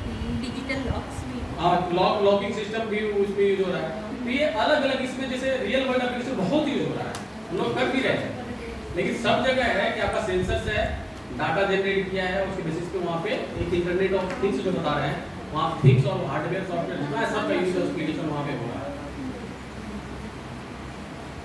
ऑब्जेक्ट डिटेक्शन में आप जैसे कर रहे हैं, जैसे गूगल लेंस का आप बताए थे, तो गूगल लेंस को भी ट्रेंड किया है, अलग अलग इमेजेस जो बता रहा है कि ये data set, huge data set जो ट्रेंड किया होगा। फिर फेस डिटेक्शन एंड रिकॉग्निशन है, इसमें जो बता रहे थे, इसमें भी एरर जो हुआ था, एरर की बात जो कर रहे थे कि उसका जो मिसबिहेव करने लगा था। तो ट्रेनिंग बहुत इंपॉर्टेंट है कि आप डाटा सेट ले रहे हैं तो डाटा सेट एक डाइवर्सिफाइड हो और पूरे पॉपुलेशन को रिप्रेजेंट कर रहा, तब तो सही है। अब पार्टिकुलरली ही आपका किसी चीज़ को आप कर रहे हैं तो फोकस कर रहे हैं तो वो भी है, आपके नीड के अनुसार वो होना चाहिए, नहीं तो वो गलत फील करेगा। अब इसमें एग्रीकल्चर में देखिए इसका इस्तेमाल है, अलग अलग आप क्रॉप हेल्थ मॉनिटरिंग में आप कर सकते हैं। Status of crop using images in static और real time mode. Static mode में क्या होगा, आपने डाटा लिया है, उसको ट्रेंड किया है, लेकिन आपको जब रियल टाइम करना है तो आपको क्या होगा, कैमरा वहाँ पे चाहिए होगा कि आपने मॉडल को ट्रेन करके बता दिया, आप वो कैमरा लेके चल रहा है, वो बता रहा है हेल्दी डिजीज, तो वो रियल टाइम में, तो वो आपको वहाँ पे पूरा रेस्पबेरी पाई में पूरा कैमरा लगाना पड़ेगा, उसमें प्रोग्राम उसमें अपलोड करना, मॉडल को उसमें अपलोड करना पड़ेगा पूरा ट्रेंड करके, तब जाके आप अप्लाई कर सकते हैं। तो ये है आप फोरकास्टिंग प्रेडिक्शन में कर सकते हैं, वेदर फोरकास्टिंग है, इंसेक्ट इंसिडेंट्स का प्रेडिक्शन, अभी मैं इस पे काम कर रहा हूँ, हमारे यहाँ वेदर बेस्ड इंसेक्ट मॉनिटरिंग का एक प्रोजेक्ट चल रहा है हम लोगों का भी। तो उसमें हम लोग क्या कर रहे हैं कि अलग अलग वेदर जो पैरामीटर्स है उसके बेस पे जो वाइल्ड लाइफ पॉपुलेशन का क्या इंसिडेंस आ रहा है, टेम्परेचर बढ़ेगा तो क्या होगा, रेनफॉल बढ़ेगा तो क्या होगा, ह्यूमिडिटी और वो सब हो रहा है, तो सबका हम लोग प्रेडिक्ट करने का प्रयास कर रहे हैं। अभी चल रहा है उसका काम, अभी फाइनल रिजल्ट नहीं आया है। लेकिन क्रॉप यील्ड का भी है, अलग अलग क्रॉप यील्ड का भी प्रेडिक्शन कर सकते हैं, जो बता रहे इंडिपेंडेंट और जो फर्टिलाइजर सब डाल दिए, यील्ड कितना हो रहा है, तो अलग अलग इनपुट दे के हम लोग यील्ड का भी प्रेडिक्शन करने के लिए प्रेडिक्शन मॉडल बना सकते हैं क्रॉप यील्ड के लिए। IoT based smart insect monitoring system, इस पे हम लोग अभी इंसेक्ट मॉनिटरिंग सेंसर बेस्ड अभी बनाए हैं हम लोग, IoT बेस्ड उसको कर रहे हैं अभी लाइव स्टॉक मैनेजमेंट और हर्ड मैनेजमेंट में भी अभी एक इसमें व्यू हुआ है कि आप जैसे क्रॉप को मॉनिटर करना है, कॉलर लगा हुआ है क्रॉप उसमें, लाइव स्टॉक में कोई जानवर है उसमें कॉलर लगा दिया आपने, उससे कॉलर में सेंसर लगा हुआ है, वो सेंसर से बता रहा है कितना टेम्परेचर है इसका। अगर किसी को बीमार होते हैं हम लोग क्या होता है, हम लोग का टेम्परेचर राइज हो जाता है, तो टेम्परेचर जैसे बढ़ा वो बता दिया ये लग रहा है कि ये बीमार है या हेल्दी है, उस तरह का भी मॉनिटर। फिर उसमें GPS लगा हुआ है, कहाँ कहाँ वो जा रहा है हम ट्रैक कर रहे हैं, लगा दिए और कहाँ घूम रहा है। अभी जैसे खोल के छोड़ देते हैं ना लोग, रोड पे घूमते रहते, हमको पता तो नहीं पकड़ा होगा, लेकिन वो अगर कहीं भी है, बड़े बड़े फार्म में भी कहीं अगर छोड़ दिया तो हम लोग उसको ट्रैक कर सकते हैं कि कहाँ जा रहा है। तो ये अलग अलग उसमें है। Automatic farm machinery, farm mechanisation में भी इसका रोल है। आपका रोबोटिक्स प्लेटफॉर्म जो बन रहा है अलग अलग एप्लीकेशंस के लिए, उसमें यूज कर सकते हैं। Automatic tractor guidance system, tractor में भी हो रहा है कि ट्रैक्टर को हम लोगों ने एक GPS लोकेशन दे दिया कि GPS से ऐसे जाना है हर डायरेक्शन में, तो वो GPS को ट्रैक करते हुए वो जाएगा और अपना डायरेक्शन बदलेगा और पूरे फील्ड में काम करेगा। लेकिन चूंकि हमारे यहाँ प्रॉब्लम ये आती है कि इंडियन कंडीशन में लैंड होल्डिंग हमारा छोटा है, हमारा जो most of the farmers are small and marginal. Small and marginal कहने का मतलब क्या है कि हमारे देश में जो हमारे किसान हैं उनके पास जो ज़मीन है वो 2 हेक्टेयर से कम, मार्जिनल फार्मर्स उनको बोलते हैं जिनका 1 हेक्टेयर से कम, 1 to 2 हेक्टेयर उसे बोलते हैं स्मॉल फार्मर्स। तो स्मॉल फार्मर्स और स्मॉल एंड मार्जिनल जो 86% जो हमारे देश में फार्मर्स हैं और स्मॉल और मार्जिनल, तो हमारे पास देखिए क्या है, लैंड होल्डिंग छोटी है, तो वहाँ पे प्रिसीजन एग्रीकल्चर के लिए जो वेरिएबिलिटी चाहिए, प्रिसीजन एग्रीकल्चर के लिए या ऑटोमेशन के लिए वेरिएबिलिटी एक पहला रिक्वायरमेंट है, वो वेरिएबिलिटी वहाँ पे नहीं हो पाता। ठीक है, तो वेरिएबिलिटी होने के लिए क्या होता है कि बड़े बड़े जो फॉरेन कंट्रीज वहाँ पे, या हमारे भी वेस्टर्न में जैसे हमारे यूपी है या पंजाब हरियाणा, वहाँ लैंड होल्डिंग थोड़ी बड़ी है, वहाँ पे प्रिसीजन का या इस तरह का मशीनरी का ज़्यादा यूज कर पाएंगे क्योंकि वेरिएबिलिटी वहाँ अच्छा होता है। और यहाँ पर हमारे छोटा प्लॉट्स है, एक प्रॉब्लम होगा चलाने में, ये दिक्कत आती है। ऑटोमेशन इन ग्रीन हाउस कल्टीवेशन, अभी जो प्रोटेक्टेड कल्टीवेशन हो रहा है, आपका देख रहे हैं टमाटर पहले क्या होता था, सीजनली मिलता था, हम लोग तो देखी होंगी कि हर एक सीजन में नहीं आता था। अब क्या है, राउंड दी ईयर टमाटर कभी भी टमाटर मिलता है आपको मार्केट में, तो उसके लिए ग्रीन हाउस रिस्पॉन्सिबल है। आपको प्रोटेक्टेड कल्टीवेशन में जो ऑफ सीजन भी आपको एक पूरा सेंसर लगा के आप जो है वेदर वैसा क्रिएट कर रहे हैं कि आपका पता चला स्ट्रॉबेरी ठंडे प्रदेशों में होता है, आप जो है मैदानी भागों में भी स्ट्रॉबेरी पैदा कर रहे हैं, एप्पल भी हम लोग लगाना शुरू कर रहे हैं कुछ जगह पर। तो ये है कि आपका जो है एक आर्टिफिशियल जो आपका क्लाइमेट आप लोग क्रिएट करते हैं उसमें कंट्रोल्ड इन्वायरमेंट में, वहाँ पे आप लोग जो कॉस्टली चीज़ें हैं उसको जैसे आपका अभी तो उसमें एक वर्टिकल फार्मिंग का भी एक है कि आपका उसमें आप कर सकते हैं, पूरा ऑटोमेटिक होता है, टेम्परेचर, ह्यूमिडिटी, आपका इरिगेशन सब उसमें ऑटोमेटिक हम लोग कंट्रोल करते हैं और उसके बेसिस पे ये तो बहुत अच्छा उसमें काम करता है। तो उसमें भी सेंसर्स लगे होते हैं। स्मार्ट स्टोरेज स्ट्रक्चर, आपका आपने ग्रेन पैदा कर दिया, कहीं स्टोर किया है, कीड़ा आ गया कि नहीं आ गया, इस पर भी काम हुआ है। हमारे इंस्टीट्यूट में हमारा एक सिस्टर डेवलपमेंट इंस्टीट्यूट है CI भोपाल में, वहाँ उन्होंने क्या किया कि उसमें साउंड के बेस पे डिटेक्ट किया, एक पार्टिकुलर फ्रीक्वेंसी का साउंड आ रहा है तो उसमें ग्रुपिड आ गया है, कीड़ा जो है ग्रुपिड उसमें लग गया है और आ गया तो उसको फिर वार नहीं करता, अब जो है इसको दवा डालो। तो इस तरह का भी काम हुआ है। ऑटोमेटेड प्रिसीजन इरिगेशन सिस्टम से भी इसमें हम लोग कर सकते हैं। तो ये अलग अलग एप्लीकेशन है, जैसे UAV फार्मिंग जो अभी हम बता रहे थे, ड्रोन से जो फार्मिंग लोग कर रहे हैं, मॉनिटरिंग फार्म कर सकते हैं प्रिसीजन फार्मिंग के लिए, तो ये ट्रैकिंग एंड ट्रेसिंग के लिए यूज कर सकते हैं। तो ये अलग अलग एप्लीकेशंस हैं। अब हम इसमें जो बताएंगे कुछ हम लोग अभी जो काम हुआ है, चल रहा है, रिसेंट जो वर्क हुआ है, अभी जैसे अभी हम अल्ट्रासोनिक सेंसर्स का बता रहे थे ना, अल्ट्रासोनिक सेंसर से क्या करते हैं कि हम लोग डिस्टेंस मेजर करते हैं। जैसे अभी देख रहे हो ओपन चैनल के लिए आपका लगा हुआ है, ये पार्सल फ्लूम है, ठीक है। पार्सल फ्लूम क्या करेगा, क्या भाई, ऊपर से आपका सेंसर से आपने डिस्टेंस मेजर कर लिया, ठीक है, तो उससे वाटर लेवल आपको पता चल जाएगा कि वाटर लेवल अगर ऊपर जाएगा तो डिस्टेंस कम होगा ना। तो उसमें क्या होता है कि आप उसका क्रॉस सेक्शन, जो पार्सल फ्लूम का क्रॉस सेक्शन है वो फिक्स है, वो हमको पता है। तो उसके बेसिस पे हम लोग उसका एरिया निकाल लेते हैं और जब डिस्टेंस से करते हैं उसका हमारा डिस्चार्ज निकल जाता है, कितना वॉल्यूम जा रहा है इसमें।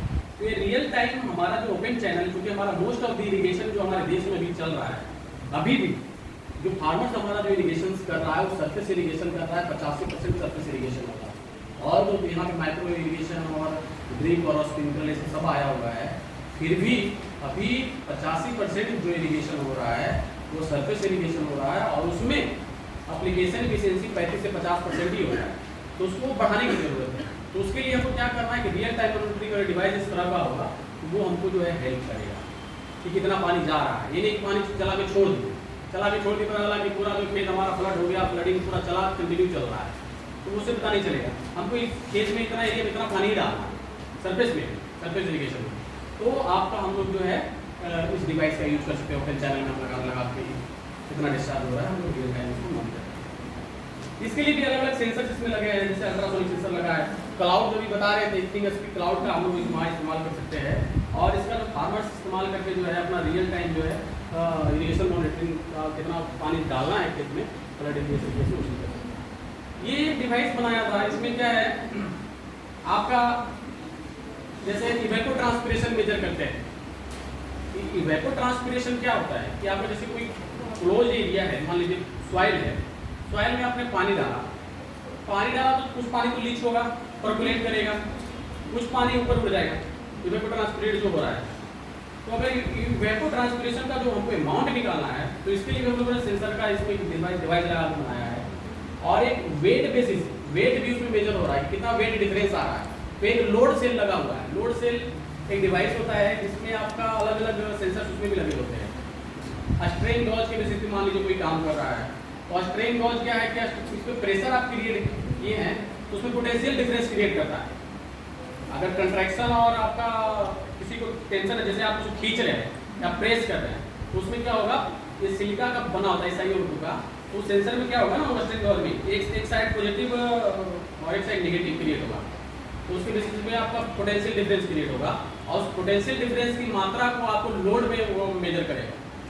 तो जितना डिफरेंस क्रिएट होगा उतना ज़्यादा उसमें लोड रखा हुआ है, कम रखा हुआ है। तो ये लोड सेल उस प्रिंसिपल पे काम करता है। तो लोड सेल को इन्होंने एक यूज किया है यहाँ पे। तो लोड सेल 1.5 टन कैपेसिटी का सिंगल प्लेटफॉर्म लोड सेल था। तो उसमें आपका वेट देगा ही, इतना उसमें घट बढ़ रहा है।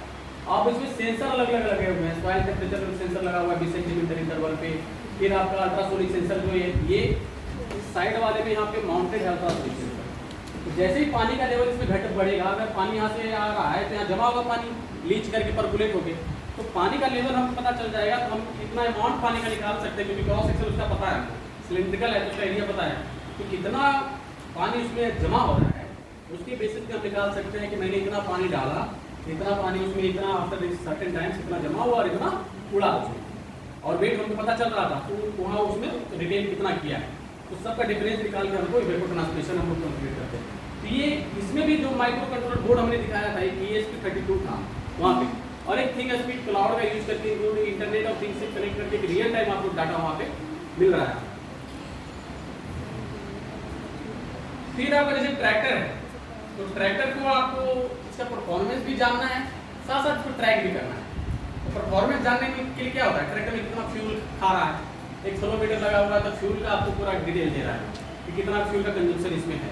आपका इसमें पीटीओ में टॉर्क मीटर लगा हुआ है, तो पीटीओ में कितना ड्राइव उसमें, कितना पावर उसमें लग रहा है वो आपको दे रहा है। जीपीएस लगा हुआ है तो ये डिवाइस को ट्रैक कर रहा है। साथ साथ क्या है कि आपका इसमें जो प्रोटोकॉल जो है, ये LoRaWAN local long range wide area network का जो इसमें आपका प्रोटोकॉल यूज किया है। मान लीजिए जहाँ पे चला गया वहाँ नेटवर्क ही नहीं, तो वो हम 5G 3G 4G तो काम करेगा नहीं, तो उस केस के लिए इसका यूज किया है। और IIT बॉम्बे ने भी एक किट डेवलप किया है, क्रिस स्मार्ट किट करके नाम से है। किसी व्हीकल में भी आप लगा दीजिए, आपके पास 4 व्हीलर है उसमें लगा दीजिए, कोई चोरी कर लिया अभी कोई ट्रैक हो जाएगा। ऐसी घटना घटी, हमारे गाइड थे PhD के, उनके घर के सामने से उनकी गाड़ी चोरी हुई दिल्ली में, मैं बता रहा हूँ। उनका क्रेटा गाड़ी चोरी हो गया, उसमें GPS ट्रैकर लगाए हुए थे। अब क्या, चोर को पता ही नहीं चला कहाँ है, अब गाड़ी कहाँ कहाँ जा रही है इनको ही पता चल रहा है। वो गाड़ी पकड़ाया लेकिन चोर समझ गया कि जो है ट्रैक हो रहा है, उसने जो है उसको तोड़ फोड़ करके गाड़ी को छोड़ दिया, लेकिन गाड़ी फिर उनकी रिकवर हो गई। तो ये है कि आपका जैसे बेसिक जो स्ट्रक्चर है वो कहीं पे हिडन प्लेस पे आपने ट्रैक लगा दिया है, वो आपको बता रहा है कि आप गाड़ी कहाँ जा रहा है, थेफ्ट से आपको प्रोटेक्ट कर सकता है। ये बाकी तो इसका हम लोग जैसे ट्रैक्टर में तो एप्लीकेशन कर ही रहे हैं कि आपका ट्रैक्टर में है या आपका एनिमल का है, उसमें ट्रैकिंग में आप इसका इस्तेमाल कर सकते हैं।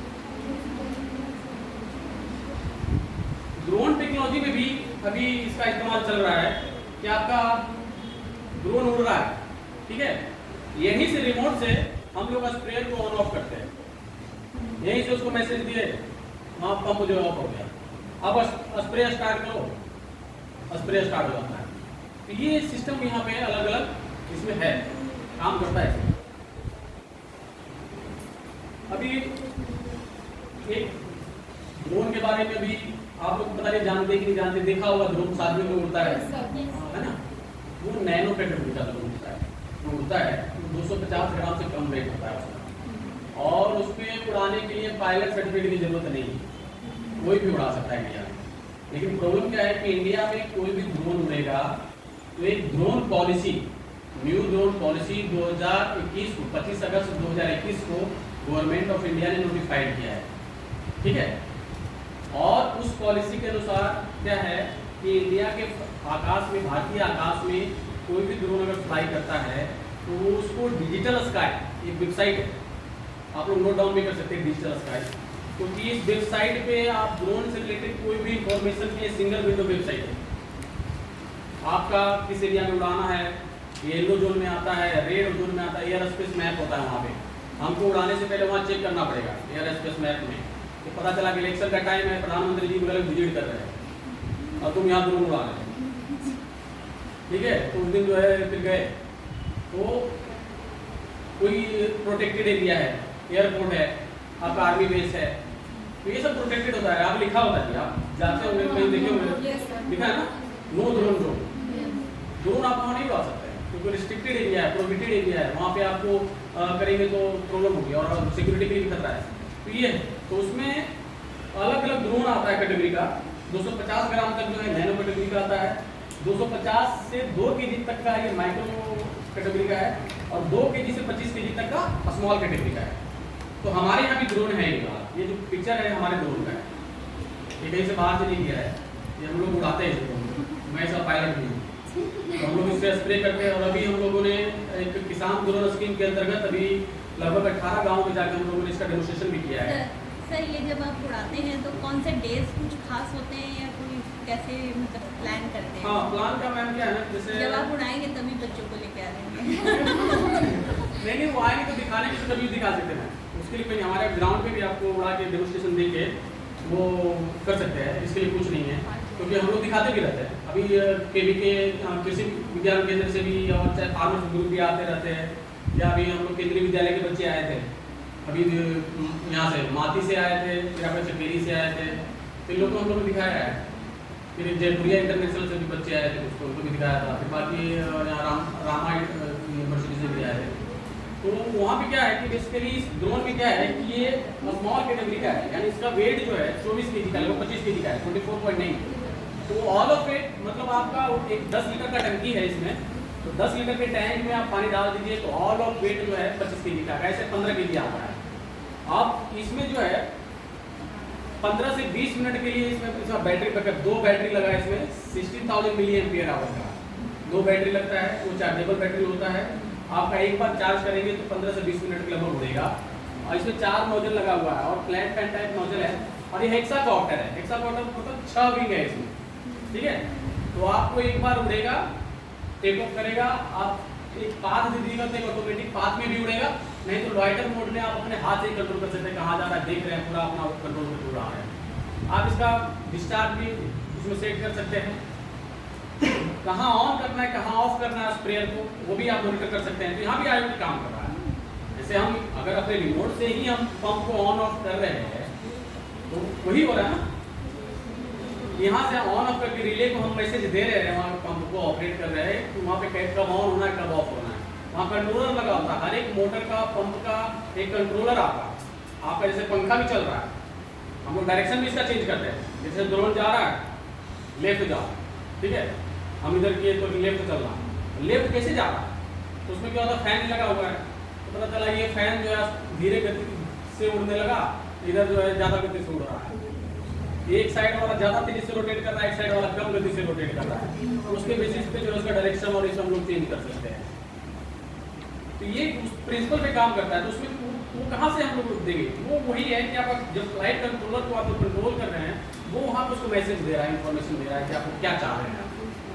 ये इसमें भी IoT वर्क करता है।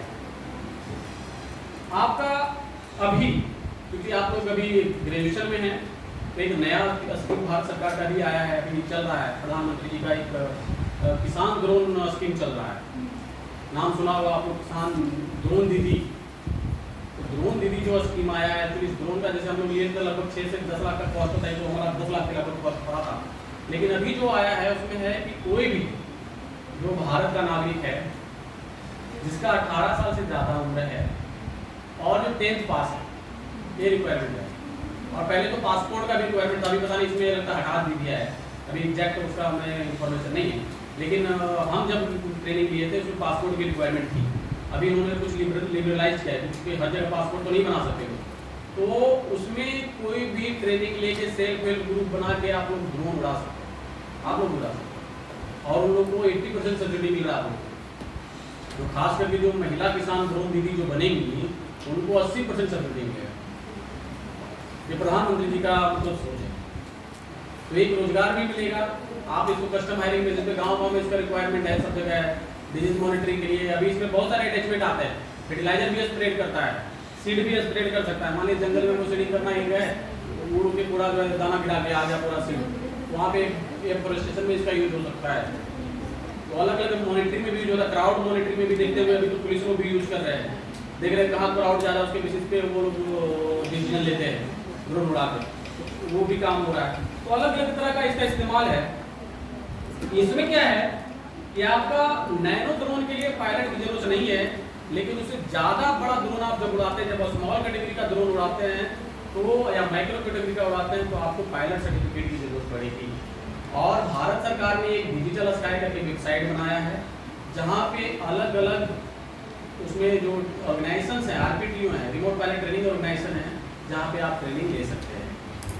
अभी दिखाएंगे आपको, जैसे मैं अभी 3-4 दिन पहले, चूँकि मैं अपडेट नहीं किया हुआ है, 4 दिन पहले का ये अपडेट किया हुआ है। एक्चुअली मैं बाहर था, मैं रात में पहुंचा हूँ। आज लेक्चर शेड्यूल है पहले से, fortunately recently I deliver this lecture in my institute science seminar.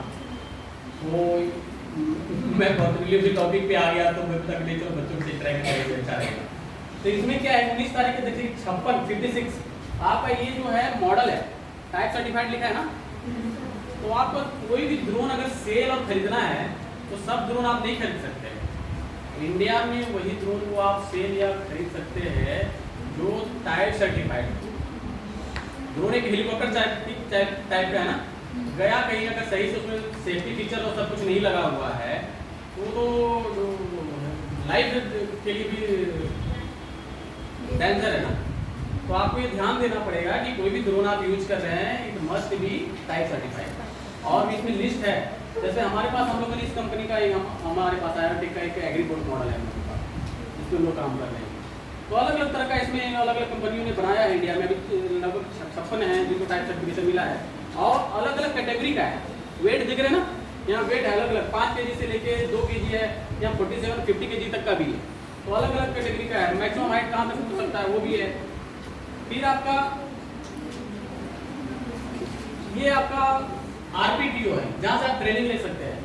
अभी लगभग 94 ऑर्गेनाइजेशन है, RPTO है, जहाँ से आप ट्रेनिंग ले सकते हैं। और इंडिया में 19 तारीख तक जब हम लास्ट डाटा लिए थे, 10,001 रजिस्टर्ड पायलट हैं, ड्रोन पायलट 10,001 ऑलरेडी हैं।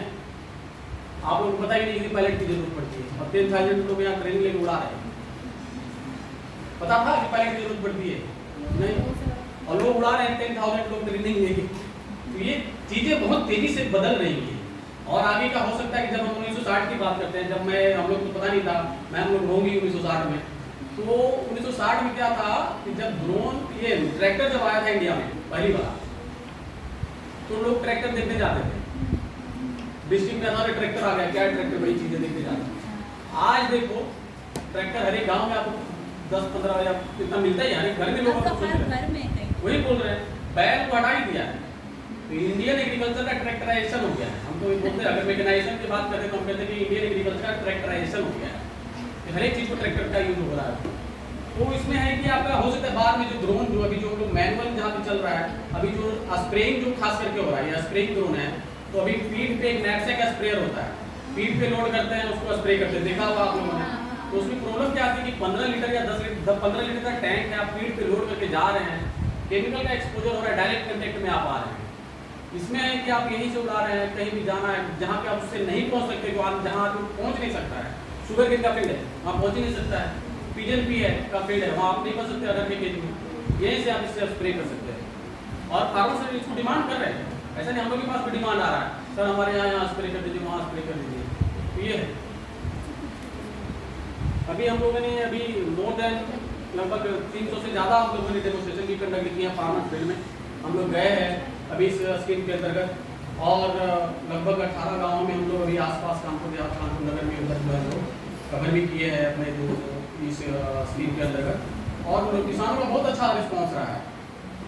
इसमें हम लोग मोस्टली माइक्रो न्यूट्रिएंट और नैनो यूरिया का हम लोगों ने स्प्रे किया था करके।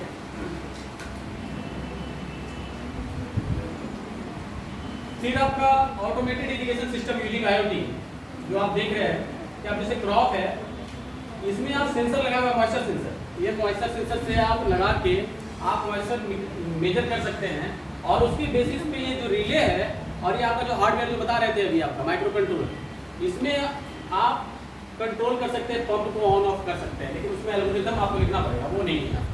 तो वो उसमें अपलोड करेंगे ऑर्डिनल बेसिस पे, तो ये आपका ऑटोमेटेड इरिगेशन सिस्टम हो जाएगा। फिर उसको अगर हम लोग मोबाइल से ऐप बना दिए तो यही से कंट्रोल होगा, ऑन करो ऑन, मैसेज आएगा कि मॉइस्चर से कितना हो गया, ऑफ करना करो। तो ये भी चल रहा है। तो अलग अलग इरिगेशन शेड्यूलिंग करके आप इसमें काम कर सकते हैं। फिर अभी जो बता रहे थे कि लाइव स्टॉक के लिए एक कॉलर लगा हुआ है, सेंसर लगा हुआ है, आप उसके अलग अलग डिजीज डिटेक्शन कर सकते हैं। अगर टेम्परेचर के वेरिएशन से आ रहा है, हीट डिटेक्शन कर सकते हैं, रियल टाइम ट्रैकिंग हो सकता है, कैटल वेलफेयर के लिए ट्रैकिंग के लिए काम हो सकता है। फिर ग्रीन हाउस में है, ग्रीन हाउस में भी अलग अलग इसमें आप काम हो सकता है कि हम लोग इसमें यूज कर रहे हैं, ऑलरेडी हो रहा है। हमारे यहाँ एक दिल्ली में मैं था PhD कर रहा था, तो वहाँ पे हम लोग का एक CPCP है, प्रोटेक्टेड कल्टीवेशन का हम लोग एक फार्म है वहाँ पे फुल्ली ऑटोमेटेड है, सेंसर बेस्ड पूरा इरिगेशन और ये सब वहाँ पे होता है। मॉइस्चर सेंसर लगा हुआ है, वो मॉइस्चर मेजर करेगा और ऑन ऑफ होकर आपका सब इरिगेशन सिस्टम चलेगा, ड्रिप वहाँ से स्टार्ट होगा, स्प्रिंकलर काम करेगा, ये पूरे सिस्टम वहाँ पे लगे हुए हैं। हम लोगों ने भी अभी IIPR में भी कुछ काम किया है। अभी जैसे आप देख रहे हैं 3 इमेजेस देख रहे होंगे, आप लोग से रिलेटेड है ना। यहाँ पे आप हेल्दी प्लांट देख रहे होंगे, मॉडरेट और ससेप्टेबल, ये YMB है, येलो मोजाइक वायरस, जानते होंगे आप लोग, सुने कि नहीं सुने? वायरस से ये डिजीज काउज होता है, येलो मोजाइक वायरस। इससे क्या होता है कि आपका लीफ जो है धीरे धीरे येलोइश हो जाता है, तो आपका जो क्लोरोफिल की मात्रा रहेगी नहीं, तो फिर आपका वो फोटोसिंथेसिस में बाधा होगी ना, तो उसका प्रोडक्शन घट जाता है। तो जनरली तो इसमें हम लोगों ने ट्राई किया था, एक मॉडल हम लोगों ने बनाया, तो इस मॉडल ने लगभग 99% एक्यूरेसी के साथ ये प्रिडिक्ट किया 3 मॉडल ने, और इलेक्सेनेट ने सबसे कम टाइम लिया, मात्र 29 सेकंड लिया तो ट्रेनिंग में। तो इसके बेसिस पे जो हम लोग ये डिसाइड किए, एक कंक्लूजन पे आए कि इलेक्सेनेट जैसे यूज करके हम लोग जो है क्लासीफाई कर सकते हैं और कैमरा लगा के और अपलोड करके एक सेटअप भी बनाया जा सकता है। अभी हम लोग अभी काम नहीं किया उस पर, ये हम लोग आगे का काम है। अभी क्लासिफिकेशन हम लोग ने किया है और मॉडल्स में वर्क करता है। ये इसके लिए अलग अलग प्री ट्रेंड CNN बेस्ड ये मॉडलिंग होता है। आप इसमें देखेंगे तो बेसिकली क्या होता है, ये स्ट्रक्चर तो होता है, लेकिन जिनको नहीं भी आता है उनके लिए भी वहाँ पे है। अगर प्रोग्रामिंग का आपको नॉलेज नहीं है, ठीक है, कोई है काम कर रहा है, सोचा एरिया में हम काम करना चाहते हैं, तो पास प्रोग्रामिंग का नॉलेज नहीं, तो MATLAB सॉफ्टवेयर में भी आप काम कर सकते हैं। MATLAB में क्या होता है कि ऑलरेडी वो ग्राफिकल यूजर इंटरफेस बेस्ड वो सॉफ्टवेयर होता है। जैसे आपका है मेल आप करते हैं, तो मेल के अंदर का प्रोग्रामिंग तो आप नहीं जानते ना, वहाँ जाते हैं मेल लिखते हैं, सेंड, अंदर कैसे बना है स्ट्रक्चर वो आपको नहीं पता है। उसी तरह है कि आपको प्रोग्राम पता है, एक डीप नेटवर्क एनालाइजर करके उसमें एक टूल है, उस टूल का यूज करके आप जो है अपने इमेज तक क्लासिफिकेशन कर सकते हैं, उसको आप डिप्लॉय भी कर सकते हैं, कैमरा से लिंक कर दिए या किसी चीज़ से अलग से उसमें अपलोड करके उसमें लिंक भी कर सकते हैं। तो ये चीज़ें अवेलेबल है। ये अलग अलग तरह का मॉडल जो भी जो चल रहा है, जैसे इमेजेस हैं, इमेजेस को डाटा प्री प्रोसेसिंग भी करना पड़ता है। जैसे डाटा सेट क्रिएट करना है, मान लीजिए आपने 100 इमेज आपने लिया, ठीक है, हेल्दी प्लांट का, लेकिन उसमें भी तो ट्रेंड होगा नहीं, तो आपको क्या करना पड़ेगा, डाटा सेट बढ़ाना पड़ेगा।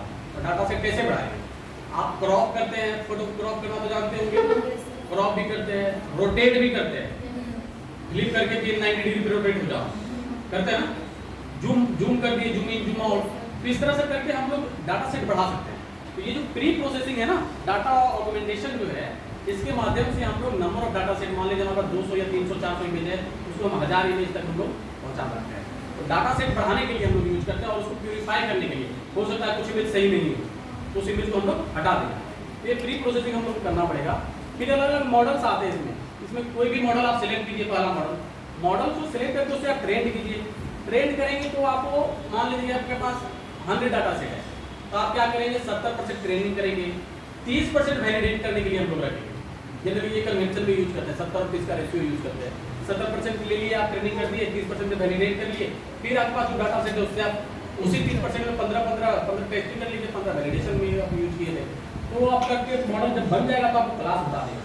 जब वो बता देगा, अब आप नया इमेज डालिएगा तो बताएगा कि आपका जो है ये क्या है। तो इस तरह से कर सकते हैं, जैसे हम लोगों ने उसमें किया है, तो वो अलग अलग आपका कर सकते हैं। इसमें जो ये सब डीप लर्निंग मॉडल्स हैं, अभी जो बता रहे हैं ना, ये आर्टिफिशियल इंटेलिजेंस, मशीन लर्निंग, उसके अंदर जो है डीप लर्निंग जिसमें नंबर ऑफ लेयर्स अलग होते हैं। अभी इमेज साइज सबका अलग अलग इनपुट होता है, लेकिन इसमें नंबर ऑफ लेयर्स जो डेप्थ है, देख सकते हैं कितना ज़्यादा है, बहुत ज़्यादा होता है। रेस नेट जो आपको 101 into 101 लेयर्स होते हैं। गूगल नेट, एलेक्स नेट और जो BGP 60 कम होता है, गूगल नेट में 22 लेयर है, लेकिन बाकी में तो उसमें बहुत ज़्यादा लेयर, मोर देन 50। तो आपका जब उसका स्ट्रक्चर देखेंगे तो कहेंगे ये ह्यूज स्ट्रक्चर है। और इसमें जो ट्रेंड किया हुआ है इसमें देखिए millions of data set, 61 million को लेकर गैलेक्सी ने ट्रेंड हुआ है।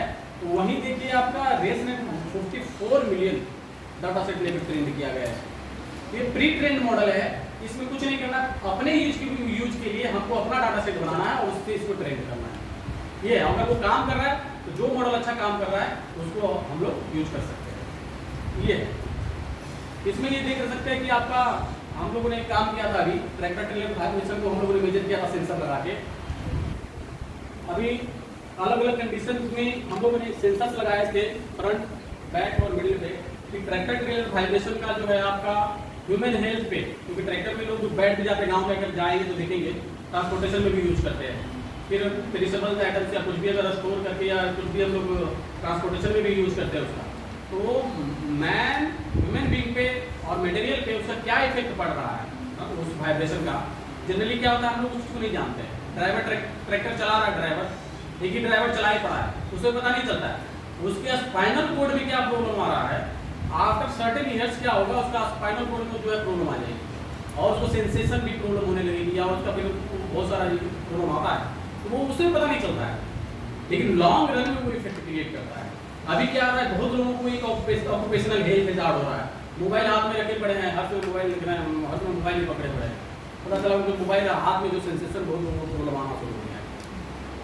ये सब ऑक्यूपेशनल हेल्थ हैजार्ड है कि आप माउस ऐसे पकड़े हैं, पता चला हाथ में दर्द होना शुरू हो रहा है, बहुत देर से माउस आप पकड़े हुए हैं।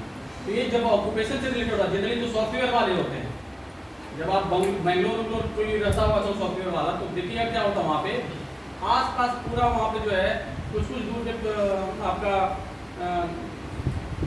स्पाइनल कोड जब लोगों को जो ऑक्यूपेशनल से प्रॉब्लम आता है तो फिजियोथेरेपी सेंटर खुले हुए वहाँ पे लोग फिजियोथेरेपी करवा रहे हैं, क्योंकि बैठे बैठे कंप्यूटर पे 8 घंटे 7 घंटे बैठना पड़ता है, बैठे हैं उठ नहीं रहे, बैठे हैं पड़े हैं, उनके इसमें प्रॉब्लम आ रही है। तो ये सब उनकी ऑक्यूपेशन से रिलेटेड चीज़ें हैं।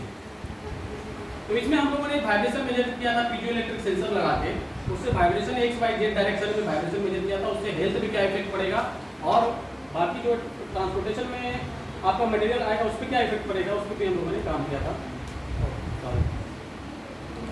फिर इसमें अलग अलग मॉडल्स हैं, इसके पैरामीटर जो हम लोग डिफरेंट टाइप्स, अभी तो आपको समझ में नहीं आएगा अभी, तो बेसिक स्ट्रक्चर हम लोग ये जो आप ANN में आप स्ट्रक्चर जो देखते हैं ना, इस तरह का न्यूरॉन्स दिखता है उसमें, कि आपका इनपुट पैरामीटर है जो हम बता रहे थे आपको कि डिपेंडेंट वेरिएबल्स हैं। जैसे इसमें यहाँ पे हम लोगों ने लिया था different terrain condition, different tractor trail का वेट है, ट्रैक्टर ट्रेलर में वाइब्रेशन कहाँ मेजर कर रहे हैं, वो सब पोजीशंस जो है, तो अलग अलग चीज़ों को इनपुट लेके हम लोगों ने वाइब्रेशन को प्रिडिक्ट किया XYZ डायरेक्शन में।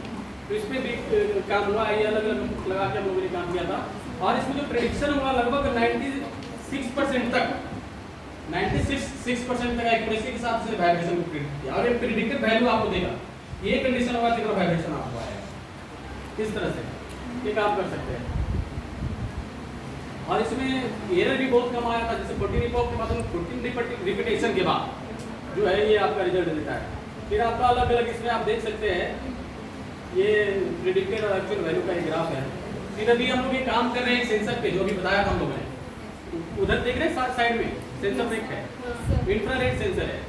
इसके बेसिस पे आप जो है हम लोग इंसेक्ट काउंटर एक अभी हम लोगों ने बनाया है, इसमें आप इंसेक्ट जाएगा ना तो काउंट करके बता रहा है।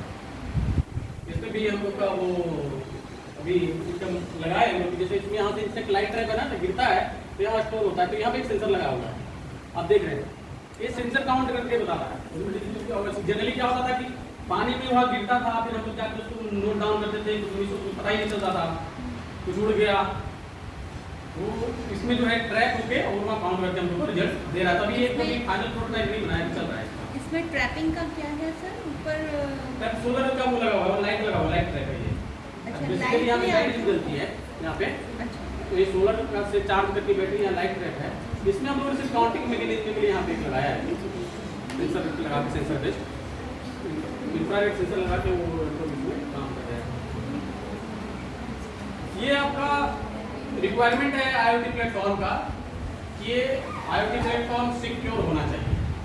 लेकिन अभी प्रॉब्लम क्या आ रही है, जब क्लाउड आप स्पेस परचेज करते हैं तो क्लाउड को कोई दूसरा कंट्रोल कर रहा है, आपके पास तो है नहीं वो स्पेस, उस स्पेस से आपको अगर कोई चोरी कर लिया आपका डाटा, तब क्या करें? प्रोटेक्टेड तो नहीं है। तो ये इश्यूज हैं, अभी भी इश्यूज हैं। हो सकता है कि अपना पर्सनल उस तरह स्पेस हो या अपना हमारा क्लाउड पर्सनल हो सेफ्टी पर्पस के लिए, तो वो कर सकते हैं। ये स्केलेबल है, रियल टाइम में आप इसका यूज कर सकते हैं।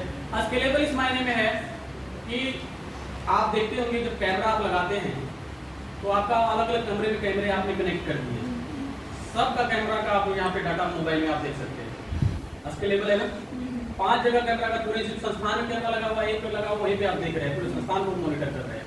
तो ये चीजें हैं कि आपको और रियल टाइम मिल रहा है डाटा।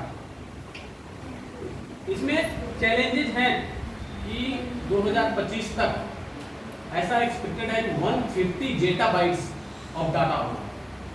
आप लोग मेगा, गीगा, पेटा, एक्सा ऐसा सुना होंगे ना, अलग अलग सुनी सुने ना, तो वो आपको जेटाबाइट्स बाय 2025 डाटा रहेगा। लेकिन 90% जो अभी लोकली प्रोसेस हो रहा है, अगर यही जब क्लाउड में चला जाएगा तब सोचिए कितना ह्यूज डाटा सेट आएगा और उस पर क्या क्या किया जा सकता है। और इसमें यही प्रॉब्लम हो रहा है कि आपके डिवाइस से भी और वहाँ से भी जब डाटा जो है और आइडेंटिटी का थेफ्ट हो सकता है, चोरी हो सकता है कि आपको बन के कोई दूसरा कहीं रिप्रेजेंट हो रहा है। आप आइडेंटिटी थेफ्ट का मतलब क्या है कि आप नहीं है वहाँ पे, लेकिन आप वहाँ प्रेजेंट हो रहे हो। आइडेंटिटी थेफ्ट का मतलब आपका अपन भी वहाँ पे प्रेजेंट हो रहा है, ये वहाँ पे हो जाएगा। Data identity theft, device manipulation, hacking हो रहा है या उस तरह करके डिवाइस को मैनिपुलेट किया जा रहा है। IoT में डाटा फॉल्सिफिकेशन, गलत डाटा भी जनरेट हो जाता है। जैसे अभी चैट जीपीटी है, ठीक है, तो हम लोगों ने ट्राई किया एक बार। जैसे हमारे यहाँ एक साइंटिस्ट है, तो हम लोगों ने डाला सर का नाम, ठीक है, चैट जीपीटी बताओ कौन है ये, हु इज दिस मैन। तो उसमें क्या बताया कि इनको जो है पद्मश्री मिला हुआ है, great scientist working in this area, ऐसे करके पूरा जो डिटेल दिया। और पद्मश्री जो है 10 साल पहले मिला है, नाउ ही इज डेड। हमारे बच्चे भी ऐसे ही आंसर देते कई वो क्या है ना, जैसे फॉल्सिफिकेशन, चैट जीपीटी भी सब कुछ सही नहीं देता है, ठीक है। तो ऐसा नहीं कि चैट जीपीटी और कहीं देख के हम कुछ ले लिए डाटा और कहेंगे कि ये 100% एक्यूरेट है। उसको वो जो ट्रेनिंग उसको मिला है, जिस डाटा सेट पे वो ट्रेंड है, उस पर तो बता रहा है, लेकिन उसे फॉल्स इन्फॉर्मेशन होने की संभावना बहुत ज़्यादा है। जैसे हम बताया कि केस में सिंपल केस बताया आपको, तो इस केस में फॉल्स इन्फॉर्मेशन है वहाँ पे, तो आपको उससे सावधान रहने की जरूरत है। हमको उसको वेरीफाई करना है, ये नहीं कि जिस पॉइंट पे दिया। अभी एक हुआ था, चैट जीपीटी से किसी ने ये जनरेट किया इमेज, ठीक है, white house bombing, white house को जानते होंगे, हाँ, अमेरिकन प्रेसिडेंट का रेजिडेंस है ना, व्हाइट हाउस बॉम्बिंग, ठीक है, इमेज आ गया, वो इमेज किसी ने वो डाल दिया, मीडिया वाला ही दिख लिया, मीडिया वाला व्हाट्सएप से इधर उधर देख लेते हैं, देख लिया और चला दिया न्यूज, व्हाइट हाउस बॉम्ब गिर गया। उसे वेरीफाई नहीं किया, सोचा I am the first one two deliver this message, ठीक है, वो पूरा एक्साइटेड हो गया और पहले चला दिया न्यूज कि व्हाइट हाउस में बम गिर गया। सिर्फ फॉल्सिफिकेशन की बहुत संभावना है इसमें, और आज के समय में जब तक भी किसी चीज़ को आप जब तक वेरीफाई नहीं कर लेते अपने पर्सनल लेवल पे, आप उस चीज़ पे बिलीव नहीं करें आज के समय में, क्योंकि सभी चीज़ जो दिखती है वो होती है, ठीक है। बाकी यहाँ पे IP fake server network manipulation भी होने की संभावना है, ये भी है। अभी जो चैलेंजेस जो सेंसर बेस्ड एग्रीकल्चर में आ रहे हैं कि फार्मर्स जो हैं वो तो ट्रेन तो उतने हैं नहीं, और बेसिकली हमारे देश में तो ऐसा हो रहा है कि जो फार्मिंग वही कर रहा है जो घर में जो सबसे अनएजुकेटेड है, नहीं कुछ कर रहा है, फार्मिंग में लग गया, इसको बदलने की जरूरत है। और जो अच्छे लोग हैं, प्रोग्रेसिव फार्मर्स जो हैं, पढ़े लिखे फार्मर्स हैं, वो अच्छा कर रहे हैं, प्रॉफिट भी अच्छा कमा रहे हैं और वो एग्रीकल्चर के लिए भी अच्छे हैं, ये है।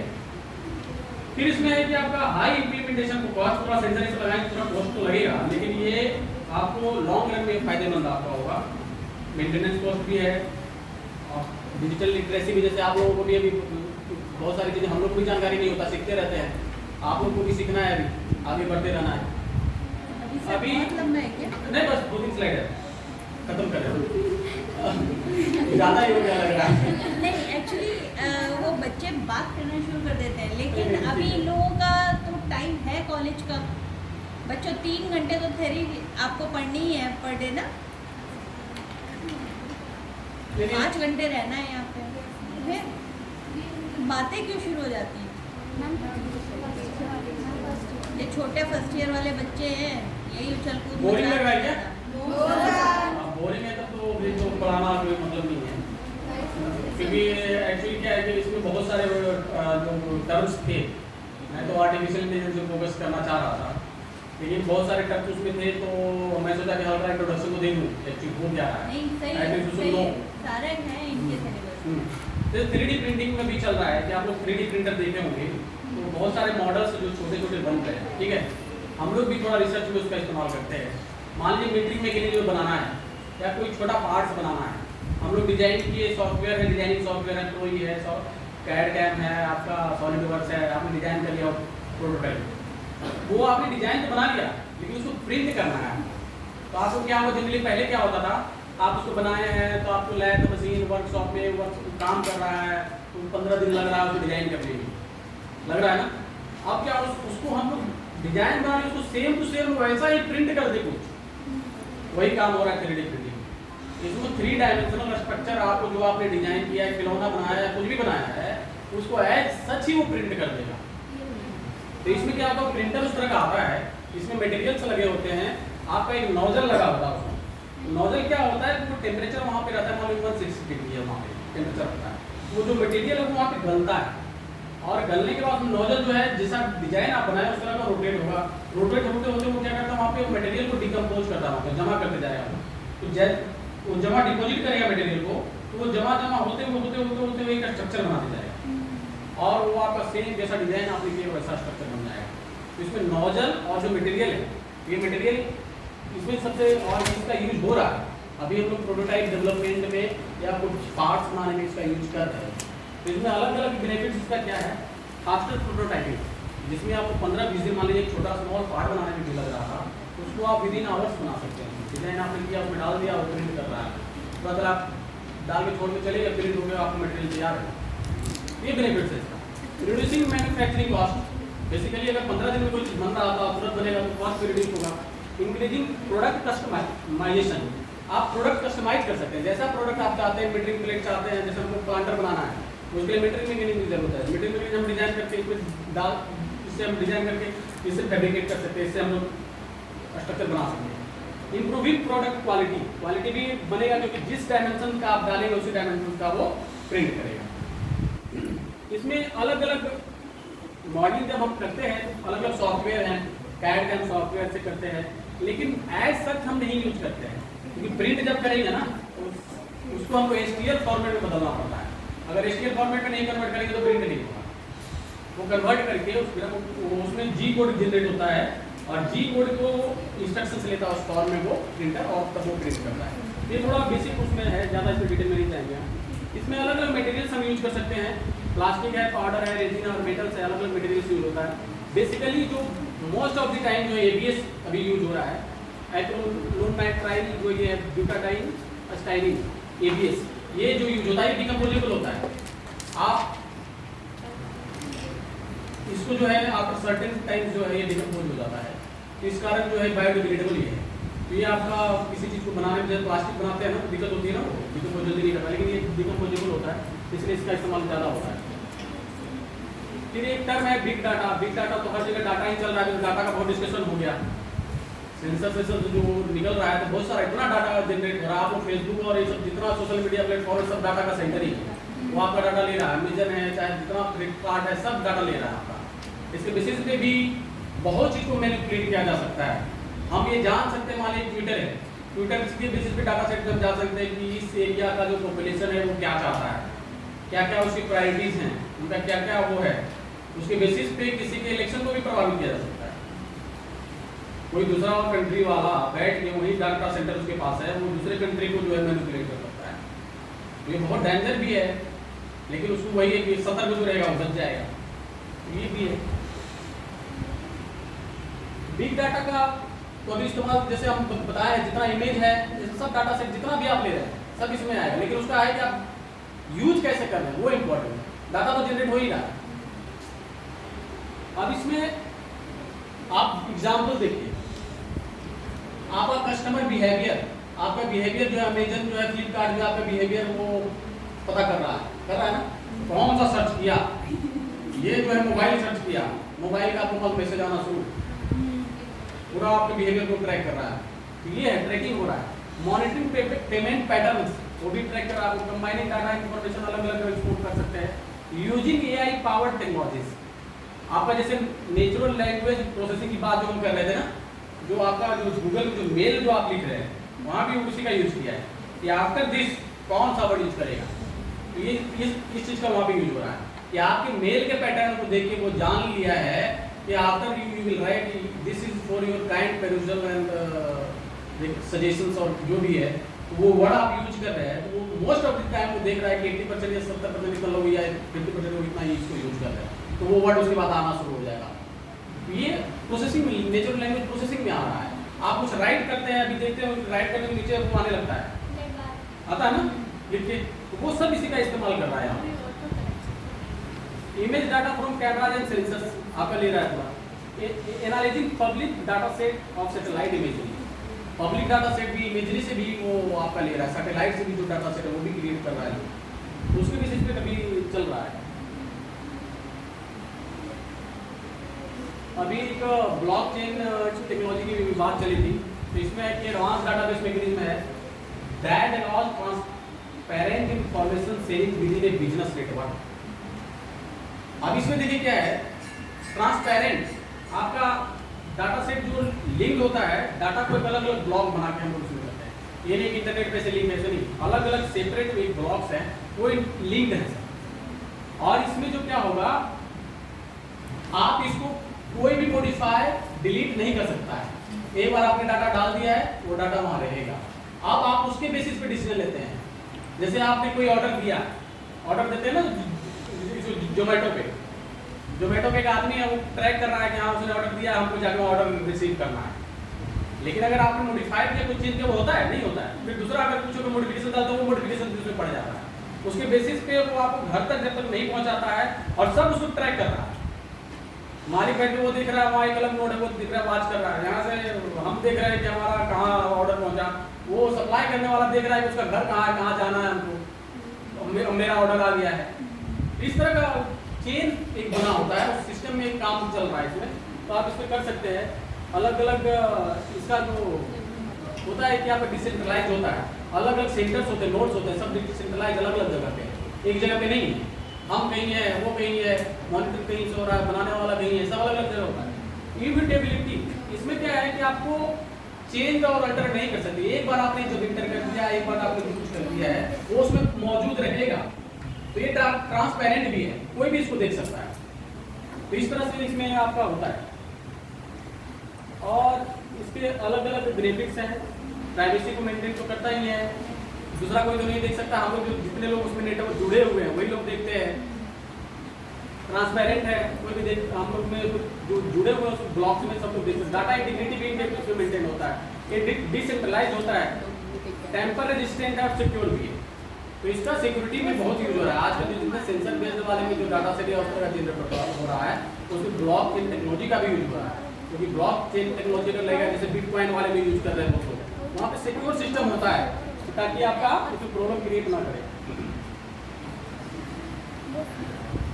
लास्ट में मैं आप लोगों को, क्योंकि मैं एग्रीकल्चर से आता हूँ और लास्ट ईयर हमारे जो father of green revolution in India आप लोग जानते हैं, हाँ डॉक्टर एम एस स्वामीनाथन, ये जिस कॉलेज से पढ़े थे तो मैं उसी कॉलेज से पढ़ा हूँ, और सर हमारे एलुमनाई भी थे और वहाँ डायरेक्टर भी रहे और हमारे डीजी भी रहे, और सर जो हैं फर्स्ट वर्ल्ड फूड लॉरेट्स, इनको फर्स्ट वर्ल्ड फूड प्राइज भी मिला था और इनको father of green revolution in India बोला जाता है, क्योंकि इन्होंने नॉरिन टेन जीन से जो वेराइटी, जो ड्वार्फ वेराइटी जो वीट की प्रोड्यूस हुई थी उसको इंडिया में इंट्रोड्यूस किया था, और इंडिया में नॉर्मन बोरलॉग के साथ उन्होंने पूरे कंट्री में जो हमारा जो है उसका डेमोस्ट्रेशन, जो वेस्टर्न जो आपका यूपी है, फिर पंजाब हरियाणा, इसमें डेमोस्ट्रेशन करके फार्मर्स को उन्होंने दिखाया था।